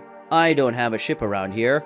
We're going to have to steal some army ship from those lizards, said the elder, suggesting something risky for Wukong. Wukong said, I have such a toy, Wukong said while laughing mischievously. Wukong started looking in his cave for something he remembered keeping there, but even after looking for a while, Wukong couldn't find it, until he went to a place and thought to himself. Wukong thought, what the hell? I remembered putting that toy away somewhere around here. Where could he be? I can't possibly miss something like this, Wukong thought, circling the area looking for what he had hidden. After circling that area a bit, Wukong ended up stepping on something strange and made a surprised face. The emotion was such that Wukong ended up letting out a big smile. He finally found it. Wukong spoke. Finally, I knew my toy was over here. Now just take it out of here and remember how I use it, Wukong said excitedly as he was going to find what he had hidden. With a little effort, Wukong managed to remove what he was looking for, the spaceship which was underground. After removing it, Wukong began to take it to the outside of the cave. That wasn't easy because the ship was quite big, and Wukong couldn't hold the ship right. Upon managing to take the ship to the beginning of the cave, Wukong entered the ship and realized how old it really was. The ship had controls well outdated, which made it difficult to use. But even with these negative points, the Saiyan managed to use it. He began to levitate the ship just before accelerating and taking off. Wukong ended up traveling across the universe. The trip took a few hours. After all, the ship wasn't that powerful. Wukong ended up arriving in Namek. He landed very abruptly and inappropriately, but it was enough to not get hurt and not break the ship that was no longer in good condition, since the time that the ship was unused took a good part of her efficiency. Wukong started flying and looking for the spheres in Namek. This task seemed to be less difficult when Wukong remembered that the spheres glowed and weren't so small. Wukong found the first spear in a cave, which he himself had to dig holes just to get it. The next was under a kind of stream that Wukong had found. The third was in the branches of a tree that was near the top of a mountain, and the last of all spheres, it was found in a village, in one of the houses inside a chest, so Wukong had to steal it stealthily. After breaking into the house and getting the spheres, Wukong sneaked out and went to a mountain. He looked in the rocks, in one of the caves on that mountain, but found nothing, until Wukong decided to fly and go to the top of the mountain. The air was thin, but Wukong was used to that. He climbed high enough that he could see a small golden glow. The fifth Dragon Ball was embedded in the mountain. Wukong punched the mountain, and after opening a huge hole, Wukong took the Dragon Ball and put it in a bag that he had. Wukong went down the mountain and started looking for the sixth Dragon Ball. He went to the sea of the place and dived. The water was thick, making it difficult to see any glow that he could have in the place. Wukong was descending more and more. The pressure exerted was making Wukong almost faint, but he saw a glow at the bottom of the sea. Wukong went down, and as soon as he caught the spear with his hand, he returned as quickly as possible to the surface. He came out of the water and lay down on the ground. Wukong said, "Finally, there's only one left now. How tiring," said Wukong, who was panting because he had lost a lot of air and needed to breathe to calm down. Wukong got up and went to get the last Dragon Ball, which was inside a huge crater. Wukong entered the place sliding along the side, and then he took the spear with his hand and put it in his bag. Wukong flew to a remote area and correctly positioned all the spears on the ground. Wukong spoke. "Takaraputo porogunga, pupirito paro," said Wukong in the Namekian language. Wukong was wise to the point of knowing several languages of different people besides the Saiyans. He was a master in the language of the Namekians. The spheres glowed, and then a gigantic dragon appeared in front of Wukong. The dragon's name was Porunga. The dragon was brutal. It had big muscles on its upper body, and it didn't look much like the Shenron serpent. The dragon spoke. "You summoned me. You have 3 wishes. Keep it short," said the dragon, looking at Wukong up and down. Even with the magnitude of the presence of that frightening creature, Wukong did not show a hint of fear. He was completely emotionally balanced, that the existence of that huge being would not be able to bother him. Wukong showed determination in his eyes when he said, "I want to revive a friend. His name is Yamoshi. He was a strong and fearless Saiyan. You can revive dead Saiyans, right? This is my desire," Wukong said, exhaling determination and courage on his face. Porunga smiled upon hearing Wukong's words. After the request was made, Porunga was thoughtful about what Wukong had asked for. Porunga said, "Impressive. It surprises me a lot how you don't even tremble in my presence. Normally anyone who invokes me is frightened by my size and the level of my power. Well then, let's get down to business. Do you intend to revive someone who is already gone?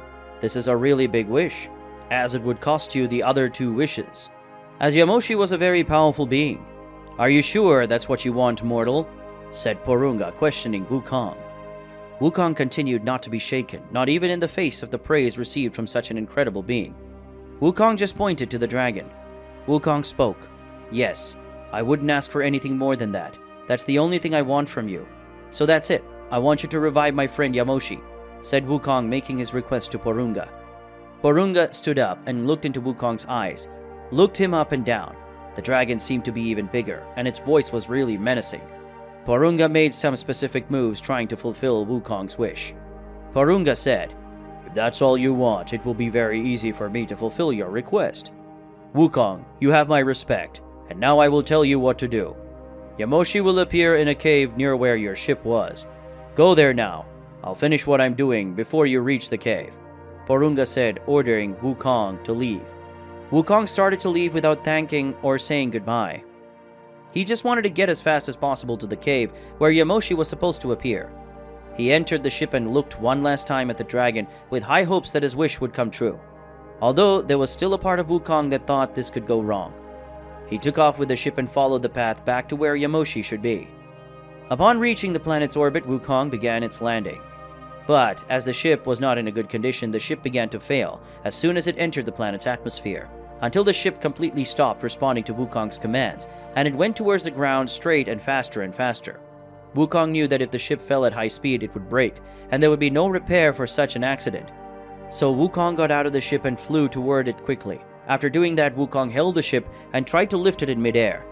The ship was old and weighed more than modern ships, but Wukong was strong enough to slow it down and make it not hit the ground too fast and break. As soon as Wukong left the ship, Yamoshi appeared at full speed and went over the ship. But unintentionally, Yamoshi hit the ship with his knee, breaking the roof of the ship. Wukong's jaw dropped with that situation, because he didn't know if he wanted to punch him for having broken the ship that was just saved, or if he wanted to hug him because he hadn't seen Yamoshi for a long time. Wukong was happy to see that the dragon kept his word. Wukong decided to choose the second option, as he was happy with his friend's return. Along with Yamoshi was the Elder and Kennen, who joined the hug and were laughing after Wukong told what had just happened. Wukong said, "How in the world are the dead?" Wukong said, mocking Yamoshi. Yamoshi said, "Why don't you change, you idiot?" said Yamoshi, punching Wukong in the stomach, which made him hit the walls of the ship. Wukong said, "Haha," Wukong said, scratching his nose. Wukong took a short break to breathe and composed himself, and said, "You've been training where you were, haven't you?" Wukong said while punching Yamoshi's chin, making him fly out of the ship. The old man said, "These Saiyans always fighting," said the old man while putting his hand on his face, as if he were disappointed with what happened. Yamoshi said, "I like that, Wukong."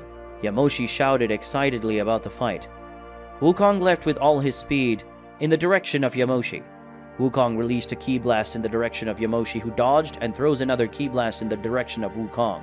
Wukong said, "You're much faster, huh?" Wukong said, excited about the fight, but the fight was interrupted by the Elder, who ordered the two to enter the ship. The old man said, "Let's go, you crazy people, before they destroy the planet." The Elder appeared to be irritated by the Saiyans. Yamoshi said, "What a boring old man. Didn't he have another companion?" said Yamoshi, crossing his arms and returning to the ship. Wukong said, "He taught me a very strong technique. As soon as we get to the cave, I'll show you." Returning to the cave where they were, the elder proposed to train both of them, but Anjo's apprentice Kennen appeared and interfered once more. The angel apprentice Kennen spoke. "Now can we get back to training, Wukong?" said the angel, who was serious. In another dimension, Kennen and Wukong were training. Wukong unleashed a ki blast on Kennen. The angel Kennen's apprentice spoke. "You know this isn't going to have the slightest effect on me, right?" Wukong replied. "But I know it will," Wukong said, shooting a Galick Gun in Kennen's direction. Angel Kennen apprentice said, "Wukong, I have some questions for you. First, where did you learn this technique? And second, how long did you take to learn this?" Kennen asked, surprised to see Wukong's technique. Wukong spoke. "I learned this technique from the old elder in a few hours. I want to show you how strong I am now, Kennen." "Let's show Ultra Instinct," said Wukong, preparing another Galick Gun. In the cave, Yamoshi was with the elder, who proposed rigorous training to Yamoshi. The old man said, "Let's learn a technique. It's called Galick Gun. First, you have to throw your arms at chest height and then put them back," said the elder, getting in the pose to fire the Galick Gun. The elder spoke. "Now throw your hands forward like this." While the old man did the pose, Yamoshi memorized the movements. Yamoshi said, "Okay, old man, I'll try to reproduce your techniques." Yamoshi tried to reproduce the technique, so he shot through a forest, destroying everything there. The elder spoke. "Careful where you aim, you idiot." The elder punched Yamoshi in the head, making him fall to the ground. Yamoshi said, "Sorry, sorry," Saiyan said while scratching his head. In another dimension, Wukong was shooting several blasts of ki towards Kennen. The angel dodged all the spears of ki. Angel Kennen spoke. "Do you think you'll be able to dominate the superior instinct like this?" Kennen said as he disappeared and appeared on Wukong's back. The angel apprentice Kennen glared at Wukong before making his next move. Angel Kennen apprentice spoke. "You have to keep your mind calm and let your body move freely," said the angel, attacking Wukong's neck. Wukong was caught by Kennen's blow, but he kept his focus and refused to be knocked down by the angel. Wukong jumped in the opposite direction where Kennen was and fired another ki blast. However, the angel dodged his furious attacks. Wukong attacked him with a powerful blow, but Kennen was already expecting this blow, so he dodged to the side and dealt a quick blow to Wukong's forearm. Wukong was out of energy, however his objective was greater. Getting there would have been useless if he gave up. Kennen took advantage of the distraction and landed another blow to Wukong's neck. The Saiyan warrior began to spit blood but remained calm in the face of that situation. Wukong's determination was greater than anyone in this land. Wukong concentrated and started to close his eyes. Wukong spoke. "Inhale and exhale," he said to himself. The angel apprentice Kennen tried to attack Wukong, but Wukong dodged even with his eyes closed. Then an aura began to fade from Kong's body, which left Kennen surprised. The angel Kennen spoke. "How wonderful! This is the superior instinct." Wukong and Yamoshi's training continued while this was happening. Several planets were destroyed and dominated by Frigg, Frieza's ancestor. But in the meantime, the Saiyan's planet began to be attacked by Frigg and his Ice Race army. And the apprentice, Angel Kennen, was able to see this invasion thanks to his team, and immediately managed to grab Wukong and Yamoshi and take them to the Saiyan's planet. Still in the Saiyan's village. A ray of light appeared in the midst of that invasion that was transient on the Saiyan's planet was Wukong, Angel Kennen, and Yamoshi. Quickly, Angel Kennen left there, leaving only the Saiyans in battle. Frigg, seeing that flash of light, already knew it was his enemy and advanced toward them without thinking, but Wukong didn't stay still at high speed and tried to hit him with a punch, but was unsuccessful because Wukong was using Ultra Instinct, and that the form made Wukong dodge the blows quickly. But Wukong still hadn't mastered this technique perfectly and therefore lacked attack speed. Frigg threw another punch right after, making Wukong dodge once more, but Wukong tried to counterattack. But before that, Wukong was interrupted and forced to dodge a low kick from the great king of the icy race. Frigg, who was able to easily see a weakness in Wukong while smiling at Wukong's face. That was Frigg's plan every time Wukong prepared to attack. Frigg attacked and forced him to dodge, and as the resistance of the icy race is greater than that of the Saiyans, Frigg would sometime hit his punch of extreme destructive power right in the middle of the opponent's face. Wukong got serious. He really didn't have much to do in that situation. Wukong was waiting for his opponent to falter until at a certain moment Frigg started laughing non-stop. Frigg said, "Dodge to death, you idiot. "Let's see how long you can play this stupid little game with my punches," said King Frigg, who kept giving unsuccessful punches and kicks to Wukong.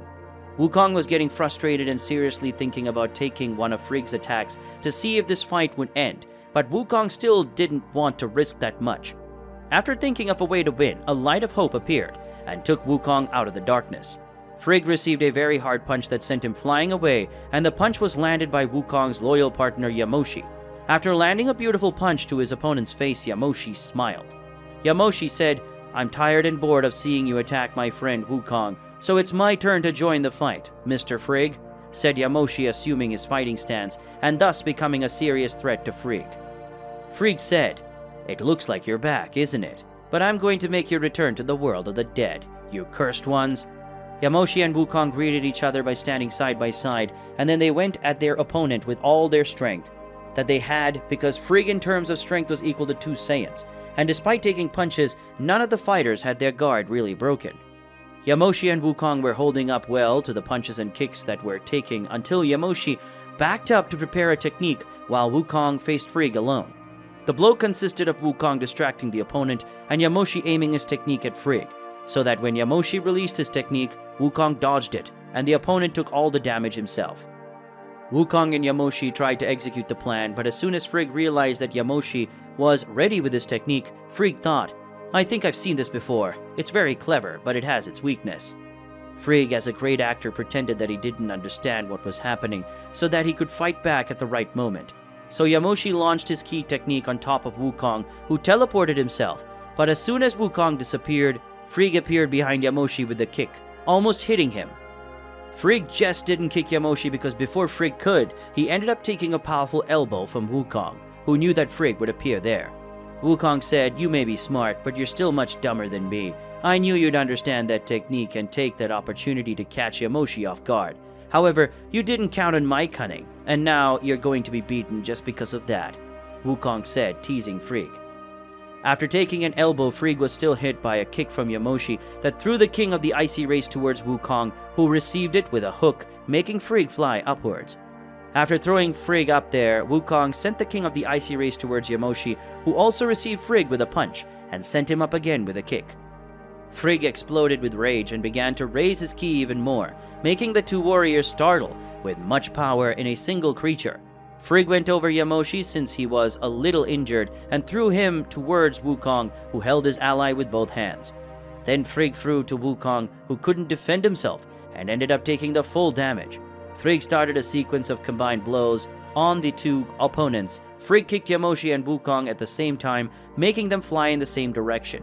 Then Frigg fired several blasts of ki and then advanced on top of the 2 Saiyans, surpassing Ki's own shots and hitting Yamoshi and Wukong with a knee. As soon as the Saiyans had a chance to fight back, they ended up taking the ki blasts, and with that they lost the opportunity, which meant that they had opened a gap for Frigg to hit the 2 Saiyans again. In the cave, the old man said, "This fight began to lean a lot towards the king of the icy race after all. Frigg was managing to win alone against the 2 Saiyans. Wukong will have to do something because Yamoshi is already tired. Apart from the fact that even if Yamoshi and Wukong manage to match Frigg, the king of the icy race is still far from falling. His resistance is quite impressive, so Wukong and Yamoshi will have to overcome a lot there. They will have to pass this level of fighting power if they want to stand a chance against the king of the entire icy race," said the old man, making Kennen reflect on what he could do. Back to the village.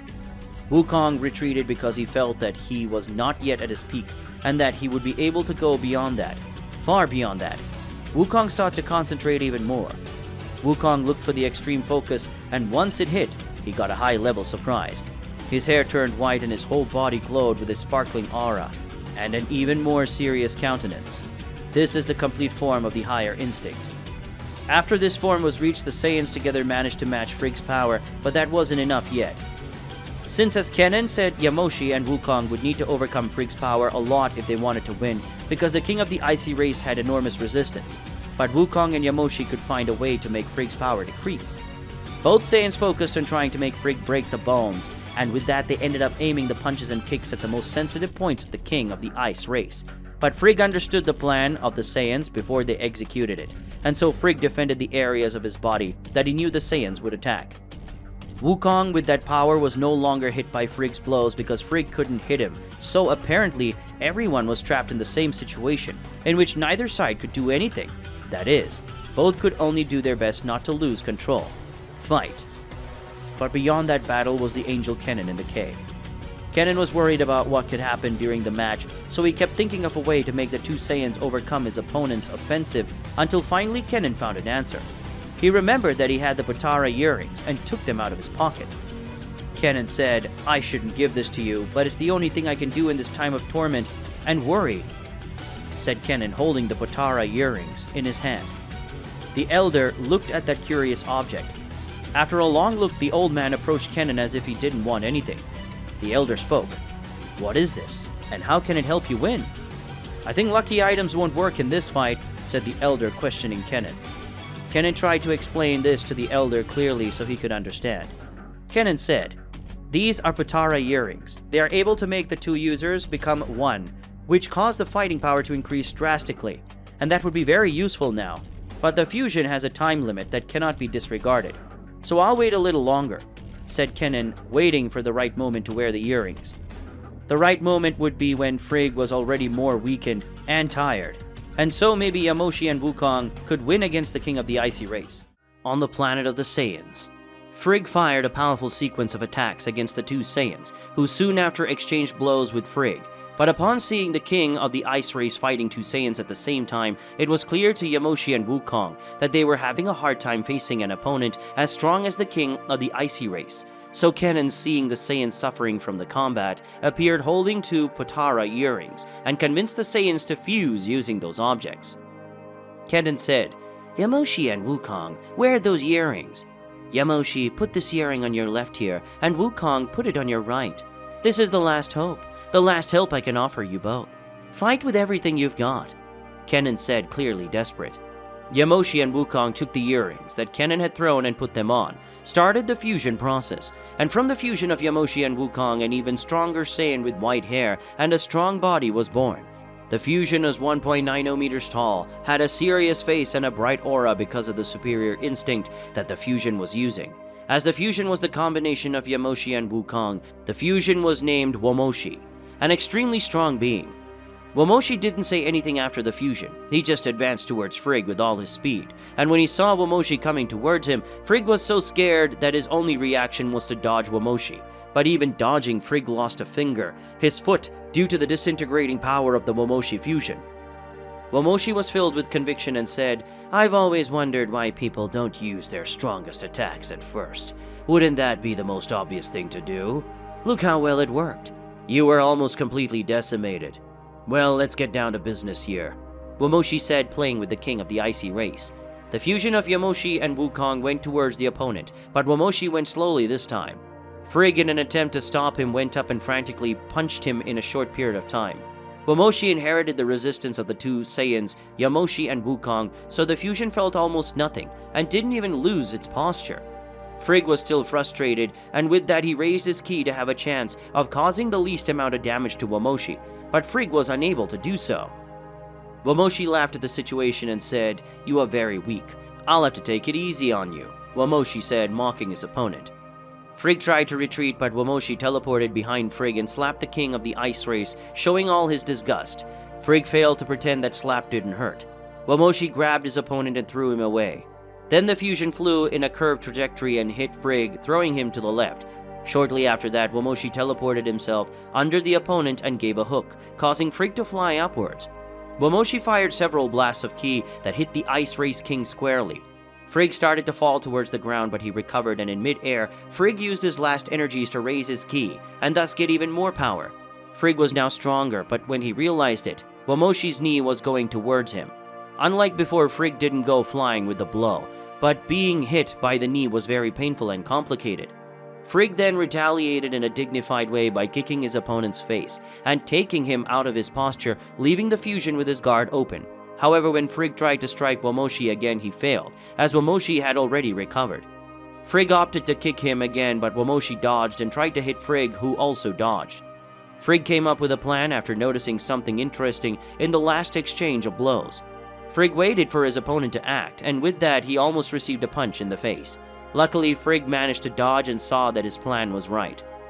Yamoshi left his belly area very exposed when he landed a left jab. Frigg tried to hit Yamoshi in the belly, but as soon as he hit his hand on Yamoshi, his hand started to hurt. Yamoshi realized that Frigg was trying to take advantage of his fake weakness. Yamoshi said, "My belly is not my weak point, it is my strong point. I do not leave any weak point exposed, unlike you," Yamoshi said. After saying that, Frigg received a kick on the side of the chest, which was his weak point. Yamoshi continued his attacks relentlessly. He was unstoppable. Nothing inside him was as strong as the urge to make Frigg pay for what he did to the Saiyans.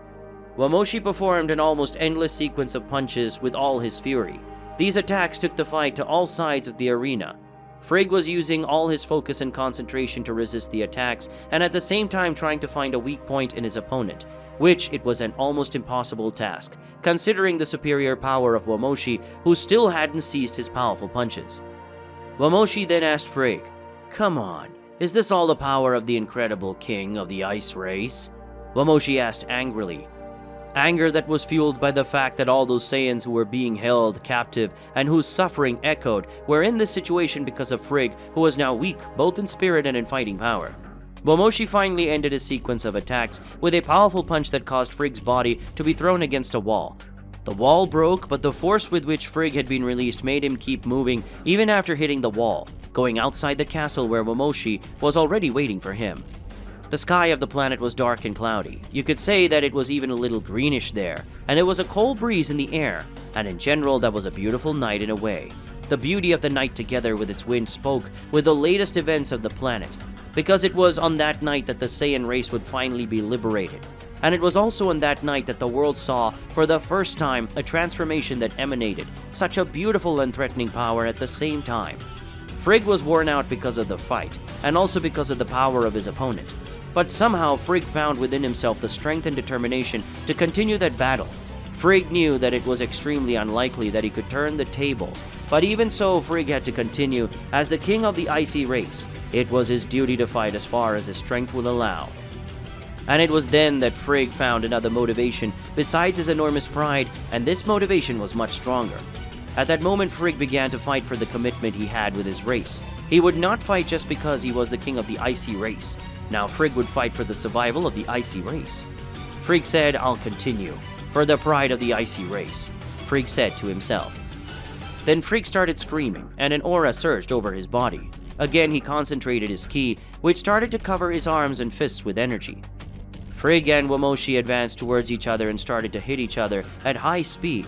Yamoshi noticed that Frigg was fighting with more intensity than before, and that now his punches did some damage to Yamoshi, who knew that he was still the strongest among the two in that fight. But Yamoshi also felt the fusion could not last much longer. Frigg tried to attack Yamoshi with a powerful sequence of kicks that was defended by the fusion that soon after tried to hit Frigg on the left. But Frigg managed to dodge the punch, and then he grabbed Yamoshi's head with his right hand, and then flew quickly towards the ground, dragging Yamoshi's head along the ground. While being dragged, Yamoshi put the palm of his hand on Frigg's chest and fired a blast of ki that caused the king of the icy race to be thrown away. Then Yamoshi started to put his idea into practice. He armed his position by standing aside, moving away his legs, and putting his hands together near his waist. Yamoshi shouted, "Galick Gun!" screamed Yamoshi. Yamoshi launched the Galick Gun attack on Frigg. Yamoshi kept the Galick Gun for about 10 seconds, until then the fusion time came to an end. But when that happened, Wukong and Yamoshi, who were now separated, were in the same pose as Yamoshi was, and not only that, the two Saiyans were continuing the Galick Gun that Yamoshi had started.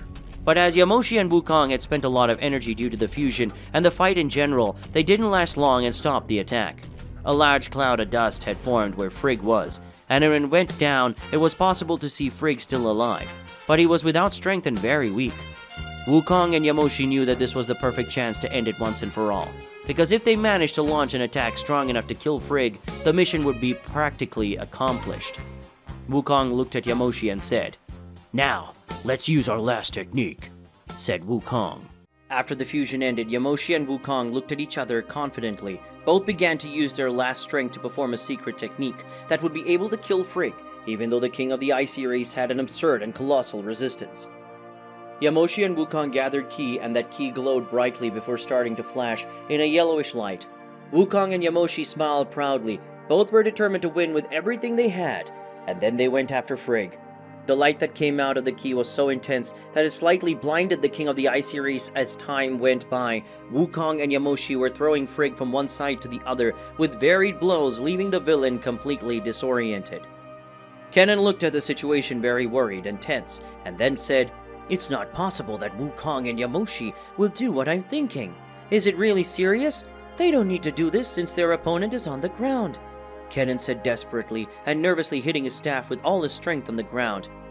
Eldest said, "As much as Frigg was completely hurt and exhausted, Wukong and Yamoshi were in a worse situation. Frigg is a monster in combat and the two Saiyans were almost killed." The elder commented on the fight while Kennen was irritated for being unable to do something. Angel Apprentice Kennen commented, "I wish I could do something, but my role as an angel prevents me from meddling." Kennen growled desperately, enraged, while the earth shook with the shock of Wukong, Yamoshi, and Frigg's power. The desperate way in which Wukong and Yamoshi fought against Frigg seemed like the Saiyans' last option, but when analyzing the situation, the old man realized that there was something there. The elder, who had just understood what was happening, put his hand on the angel, Kennen's shoulder, and said, "They're being smart. They want to save everyone and die knowing they've made it. There would still be a chance for Frigg if they tried another option. But if they're doing it, it's because they know it's the only answer. Well, that's the only reason I can see why they're doing something like that. Wukong and Yamoshi are really great warriors, and we are great masters," said the elder, proud of the results of the training that Wukong and Yamoshi had. After hearing the words of the elder, Kennen became calmer and decided to continue watching. Kennen looked at the elder, surprised with what was happening in front of him. Wukong and Yamoshi were almost there. The brightness of their aura is starting to hurt everyone's eyes. It really is quite strong. A glow like that would be able to blind some races or even blind a normal Saiyan. If that's the only option they have, then I'll trust them, because it's good to see how they practically saved an entire race, along with their planet. Frigg was already hopeless, even though there was something in him that still wanted to resist and fight, even though Frigg knew that there would be the end of him and his entire plan. The elder noticed something again and looked at Kennen with a startled look. Kennen was confused for a moment, but then the old man started to explain things. "We have to get out of here too. We don't want to be affected. Run!" While the elder was slightly desperate, the angel Kennen just hit his staff on the ground and teleported with the elder to a place a little more distant and safe, but where they could still see the fight. While that was happening, the Saiyans looked at each other and started what would possibly be their last conversation. Yamoshi said, "I wanted to spend more time here, but I'm happy to save the planet," Yamoshi said in a melancholy tone while engaging intense punches with Frigg. With a kick, Wukong threw the king of the icy race away, and then Wukong took the opportunity to recover his breath. Wukong looked at Yamoshi and spoke in an ironic tone. "You've been through this recently, right? You must not be as worried as I am," Wukong said. Both Saiyans laughed and said at the same time, "I'm going to miss you," said both Saiyans. Wukong and Yamoshi began to release the energy they were carrying, and with that they shot everything in the form of waves towards Frigg. After releasing all the energy, Wukong and Yamoshi exploded, and Frigg still tried to resist holding the explosion, but that was in vain, and finally Frigg was completely consumed by the explosion and was killed in the process.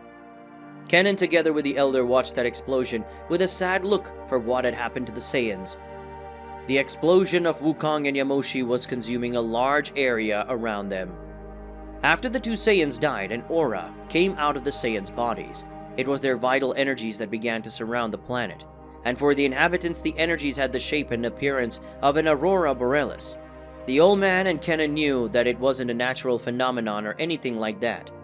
But all the rest of the living beings that were on that part of the planet's biosphere thought that it was just another work of nature and continued their lives normally. Despite the efforts of Wukong and his faithful squire Yamoshi, the planet was still ruled by members of the icy race, even with the defeat of Frigg. But with the death of Frigg, the situation was better than before. Prisoners were managing to fight back and the rebellion was growing stronger. It was only a matter of time before everything was resolved, and the planet was peaceful again, as it was meant to be. Kennen, the angel's apprentice, even commented on that majestic event. It was really a beautiful fight. You could see how Wukong and Yamoshi were formidable warriors. Even their auras had a very different shape when compared to the Aurora Borealis. And that's not enough for mortals to realize that these auras were from Wukong and Yamoshi. Now that Frigg was gone, the Saiyan rebellion was bigger. They were invading bases and making plans to dethrone the icy race. Even so, that still wasn't enough to decimate the icy race that was too big, said Kennen, lamenting the death of the two Saiyans and admiring the event that was in front of him.